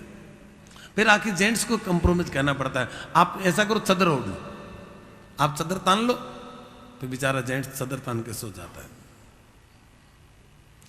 उधर लंका में यही चर्चा चल रही। एक दिन की बात है, रावण सो रहा था, उनकी पत्नी मंदोदरी को गर्मी लग रही थी, तो उसने अपना पल्लू ऐसे फेंका, रावण के मुंह में लगा, हनुमान आ गया, हनुमान आ गया, हनुमान आ गया। पत्नी का कौन आ गया? वो हनुमान। कहाँ हनुमान? अभी कुछ आया था, अरे मेरा पल्लू था। रावण को डर लगता है हनुमान आ गया तो, क्योंकि एक बार आया तो सारा काम बिगाड़ दिया। तो रावण के भी डर तो मन में था ही था। तो एक दिन रावण की पत्नी मंदोदरी कहती है, हाथ जोड़ करके बोली, पांव पकड़ करके बोली, कहा नाथ एक बात कहूं, आप मेरी बात को हितैषी समझना, मैं आपकी पत्नी हूं। बोले क्या? महाराज आप राम जी से विरोध छोड़ दीजिए ना। जिनके दूत इतने बलवान हैं, एक दूत आया और आपके जितने भी भट्ट और महाभट्ट योद्धा थे उन सब का काम तमाम करके चला गया। और जब वो जोर से चिल्लाया था ना, तो कितनी लेडीज का तो एबॉर्शन हो गया था, गर्भ गिर गए थे। स्रवई गर्भ रजनीचर धरणी, स्त्रियों के गर्भ गिर गए थे। मैं आपसे हाथ जोड़ती हूं, आप अपने मंत्रियों को बुलाइए और उनके साथ राम जी की पत्नी को, बोलो तो सही, भेज दीजिए। हमारे सुख के जीवन में दुख क्यों आवे? बहुत समझाया पत्नी ने, तो रावण ने पत्नी को डांट लगाई, मूर्ख। संसार में कहावत है, स्त्रियां सच में ही डरपोक होती है, हमेशा डरती रहती हो। क्या कर लेगा वो राम? ये बनवासी मेरा क्या बिगाड़ लेंगे? पत्नी की नहीं सुनी, जबकि शास्त्र क्या कहते हैं, पति को पत्नी की बात का मान करना चाहिए। एक बात हमेशा ध्यान रखो, विद्याम मित्रम प्रवासेषु भार्याम मित्रम गृहेषु च। जब आप अपना शहर छोड़ करके पराये शहर में जाते हैं, तब पराये शहर में आपका कोई नहीं है, पर अगर आप विद्वान हैं तो आपकी विद्या और आपका ज्ञान ही आपका, बोलो तो सही, मित्र है। मान लो वृंदावन आ गए, आपको कोई गाइड करने वाला नहीं है, आपने तुरंत मोबाइल निकाला और जीपीएस निकाला और निकाल के आपने अपनी लोकेशन दी, और आपको कहाँ जाना है, बोले हमें अमुक जगह जाना है, लोकेशन दी। अब पैदल जाना है कि गाड़ी में जाना है, वो भी लोकेशन दी, वो बता देगा कि इतनी देर का रास्ता है, और फिर आप चलते रहोगे, आपको रास्ता बताता रहेगा। तो पढ़े लिखे लोगों के लिए परदेश में कोई तकलीफ नहीं है। विद्या मित्रम प्रवासेषु, बाहर जाए तो विद्वान व्यक्ति को कोई तकलीफ नहीं होती है, मूर्ख के लिए तकलीफ होती है। विद्या मित्रम प्रवासेषु और भार्याम मित्रम गृहेषु च। घरग्रस्त के काम में पत्नी की सलाह जरूर लेनी चाहिए। ये नहीं समझना चाहिए कि लुगाई में कोई अकल होएगा, लुगाई तो ये बेवकूफ है, ये मत समझना। घरग्रस्ती के काम में जितनी बढ़िया सलाह स्त्री दे सकती है, उतनी बढ़िया सलाह कोई नहीं दे सकता। पर एक बात और ध्यान रखना, व्यापार के काम में उनकी पंचायती मत डालना, फिर थोड़े ही दिनों में सारा मामला जय श्री कृष्णा। व्यापार में उनकी पंचायती नहीं। पत्नी को डांट दिया। अब बेचारी क्या करती, वो तो पत्नी है। और रावण बड़ी बड़ी सेखी लगा रहा था, तू तो है ही स्त्री, और स्त्रियां डरपोगी होती है, छोड़ मंदोदरी इन सब बातों को छोड़। ऐसा करके मंदोदरी को खुश भी किया, उसको गले से लगाया और स्नेह भाव दिखा करके वो अपनी सभा में चला गया।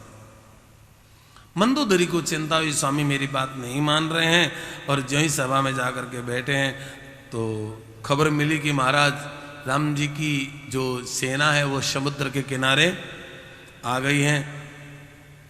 तो पूछा रावण ने, अच्छा कौन आया उसमें, कहां से योद्धा है? बोले रीछ बंदर। रावण जोर से ठहाका लगाता, अच्छा ये रीछ बंदर भालू को लेकर के हमसे युद्ध करेगा? तो वहां जितने भी लोग बैठे उन्होंने कहा, क्या कहा? नहीं नहीं महाराज, आपके सामने क्या युद्ध करेगा, आपके सामने आएगा तो एक दिन में ही। बड़े मीठे मीठे बोलते हैं, और जो सलाहकार मीठे बोलते हैं वो नुकसान ही। सचिव वैद गुरु तीन जो, प्रिय बोल ही भय आश, राजधर्म तन तीन कर, होई बेगही नाश। अगर सचिव, सचिव माने सेक्रेटरी, मंत्री, अगर मुंह देखी बात करेगा तो उस राजा का, बोलो तो सही, राज नष्ट हो जाएगा। वैद्य अगर अपने मरीज के साथ में मुंह देखी बात करेगा तो वो बीमार ही रहेगा। वैद्य जी ने कहा ये नहीं खाना है, वो नहीं खाना है, खटाई नहीं खानी है। तो बोले ठीक है वैद्य जी, खटाई तो नहीं खाएंगे पर टमाटर खा लो। फिर पंचायती। वैद्य जी ने कहा नहीं टमाटर भी नहीं खाना है। नहीं कभी कभी नींबू की शिकंजी पीऊं तो मना तो नहीं है। तो वैद्य जी कई बार क्या सोचते हैं, इसको ज्यादा ही, बोला कभी कभी ले लिया करो।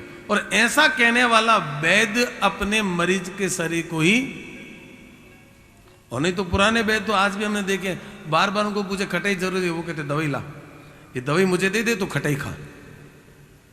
बोले ऐसे क्यों? बोले दवाई लेनी है तो वे खटाई नहीं खानी।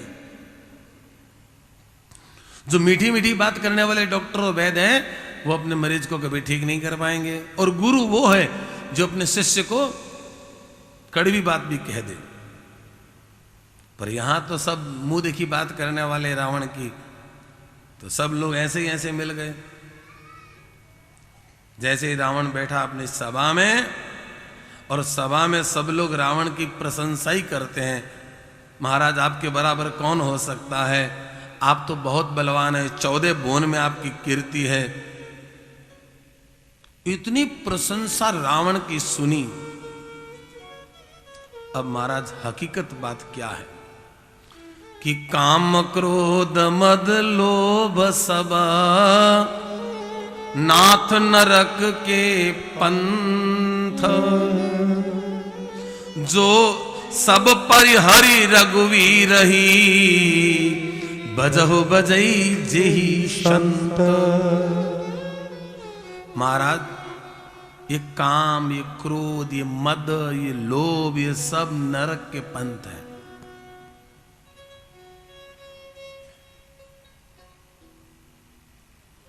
समझाने के लिए विभीषण जी आए।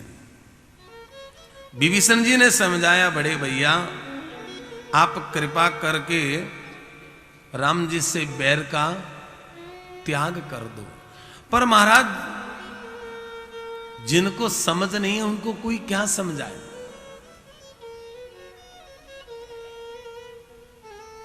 किसी व्यक्ति को समझाना चाहिए, उसको समझाना जिसको समझने की इच्छा हो।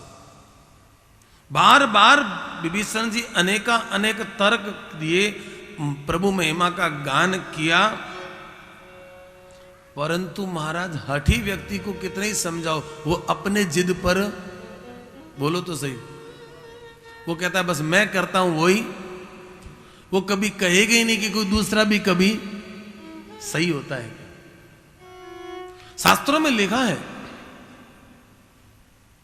परोक्त छेद को नित्यम निज वाक्यम प्रमाणता। ध्यान से सुनना, परोक्त छेद को नित्यम निज वाक्यम प्रमाणतः। कुछ लोगों का स्वभाव ऐसा होता है, वो हमेशा दूसरों की बात को तो काटते ही काटते हैं। आप उनसे कोई भी बात कर लो, वो कभी सहमति जताएंगे नहीं। उनको कह दो आज ये हुआ था, नहीं नहीं ऐसा हुआ था पर इसमें ऐसा था। वो अपनी टांग को तो बीच में बोलो तो सही, क्योंकि वो इतने घमंडी लोग हैं कि वो दूसरे की प्रशंसा अपने मुंह से नहीं कर सकते। बोले और तो सब ठीक था पर ये कमी थी। अब जिसको कमी देखने की आदत पड़ गई वो तो कमी ढूंढेगा। पानी का गिलास आधा भरा है और आधा खाली है, देखने का नजरिया क्या है? आधा भरा है कि आधा खाली है?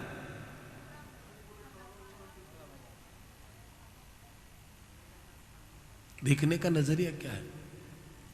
गिलास आधा भरा है, आधा खाली नहीं है। आधा खाली तब होता जब आपकी दृष्टि में ही रिक्तता है। जब आपकी दृष्टि में न्यूनता है, दृष्टि में रिक्तता है, अल्पता है, तो आपको खालीपना ही दिखेगा। और जब दृष्टि में पूर्णता है तो आपको पूर्णता ही दिखेगा। जैसी दृष्टि वैसी सृष्टि। बार बार पद लागाऊ बिनाऊ करऊ दस शीस, परिहरिमान मोह मद बजऊ कौशलाधीश। प्रभु मैं बार बार प्रणाम करके कहता हूं कि आप राम जी का भजन कीजिए और उनके साथ मित्रता कर लीजिए। रावण चुपचाप सुन रहा था। इतने में एक बूढ़े मंत्री जो बहुत बुद्धिमान है, माल्यवंत उनका नाम है। माल्यवंत जी ने कहा महाराज विभीषण जी बात तो ठीक कह रहे हैं, नीति की बात करते हैं विभीषण जी। मेरा भी इसमें यही मत है कि आपको विभीषण जी की बात को मान्यता देनी चाहिए, ये मेरा मत है। तब रावण ने क्या कहा? हंसते हुए कहा रावण ने, दो मूर्ख मिल गए, दो मूर्ख मिल गए और शत्रु की महिमा का बखान कर रहे हो। अरे कोई यहां पर है, इन दोनों मूर्खों को ले जाओ यहां से। दोनों सुन रहे, और जब कहा इनको ले जाओ तो अपमान होने से पहले ही वहां से बोलो तो सही, जहां मान नहीं सम्मान नहीं। हमारे राजस्थानी में कहावत है कि आव नहीं आदर नहीं और नहीं नैनन में नेह,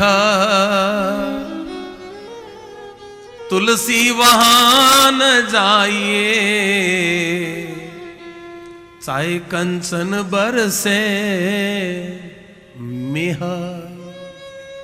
कहीं सोना बरसता और सम्मान न मिले तो वहां पर जाना, बोलो तो सही, तो कहां जाना चाहिए?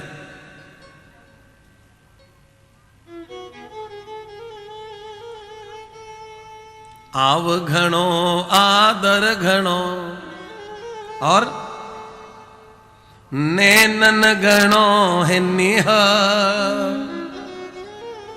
तो तुलसी वहां घर जाइए चाहे मूसल बरसे मेह।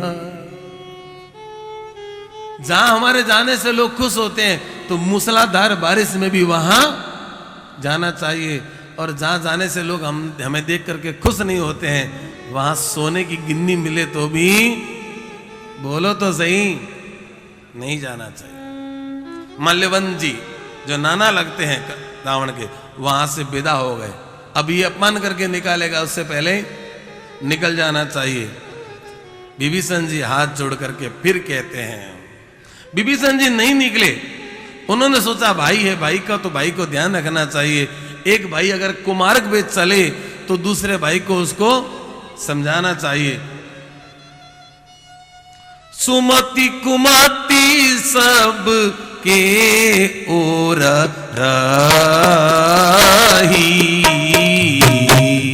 नाथ को रावण ने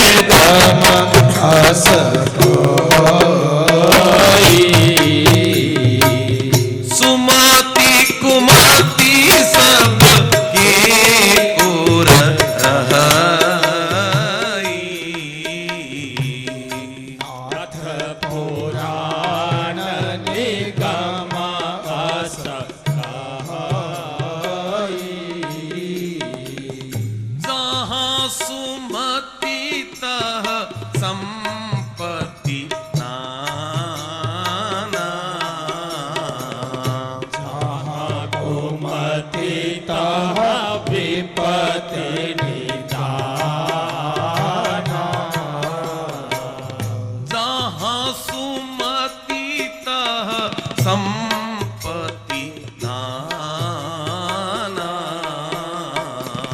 जहाँ कुमति तहाँ विपत्ति निदाना। हे नाथ, विभीषण जी कहते हैं, हे नाथ, पुराणों में और वेदों में ऐसा कहा है, सुबुद्धि और कुबुद्धि सबके हृदय में रहती है, और जिनकी सुबुद्धि प्रधान है उनके घर में सब संपत्तियां हैं, सब आनंद ही आनंद है, और जो कुबुद्धि लोग हैं उसका तो परिणाम ही दुख होता है। और अब तो साफ साफ कह दिया, क्या कहा विभीषण जी ने, तव उर कुमति बसी विपरीता। हित अनहित मानहु रिपु प्रीता। काल राति निशि सरकुल केरी। तेरी सीता पर प्रीति कनेरी। मेरे बड़े भैया, मैं आपको हाथ जोड़कर कहता हूं, आपके हृदय में उल्टी बुद्धि बस गई है, इसलिए आपको हित अहित का ज्ञान नहीं है। आप शत्रु को तो मित्र मान रहे हैं और मित्र को शत्रु मान रहे हैं। ये कालरात्रि के समान सीता हरण जो आपने किया है उसको वापस कर दो। मेरा कहना मानो, मैं आपसे हाथ जोड़ता हूं, आपके चरण पकड़ करके मेरे भैया मैं आपसे विनती करता हूं, आप मेरा लाड रखिए, मेरा दुलार रखिए, मेरे बड़े भाई हैं, मुझे बच्चा समझ करके, बालक समझ के कृपा कर दो और राम जी को सीता दे दो। इसमें हमारे पूरे परिवार का ही हित है।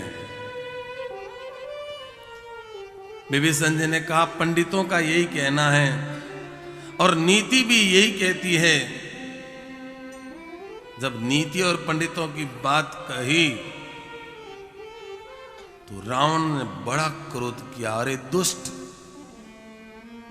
मूर्ख, लगता है तेरी मृत्यु अब निकट आ गई है।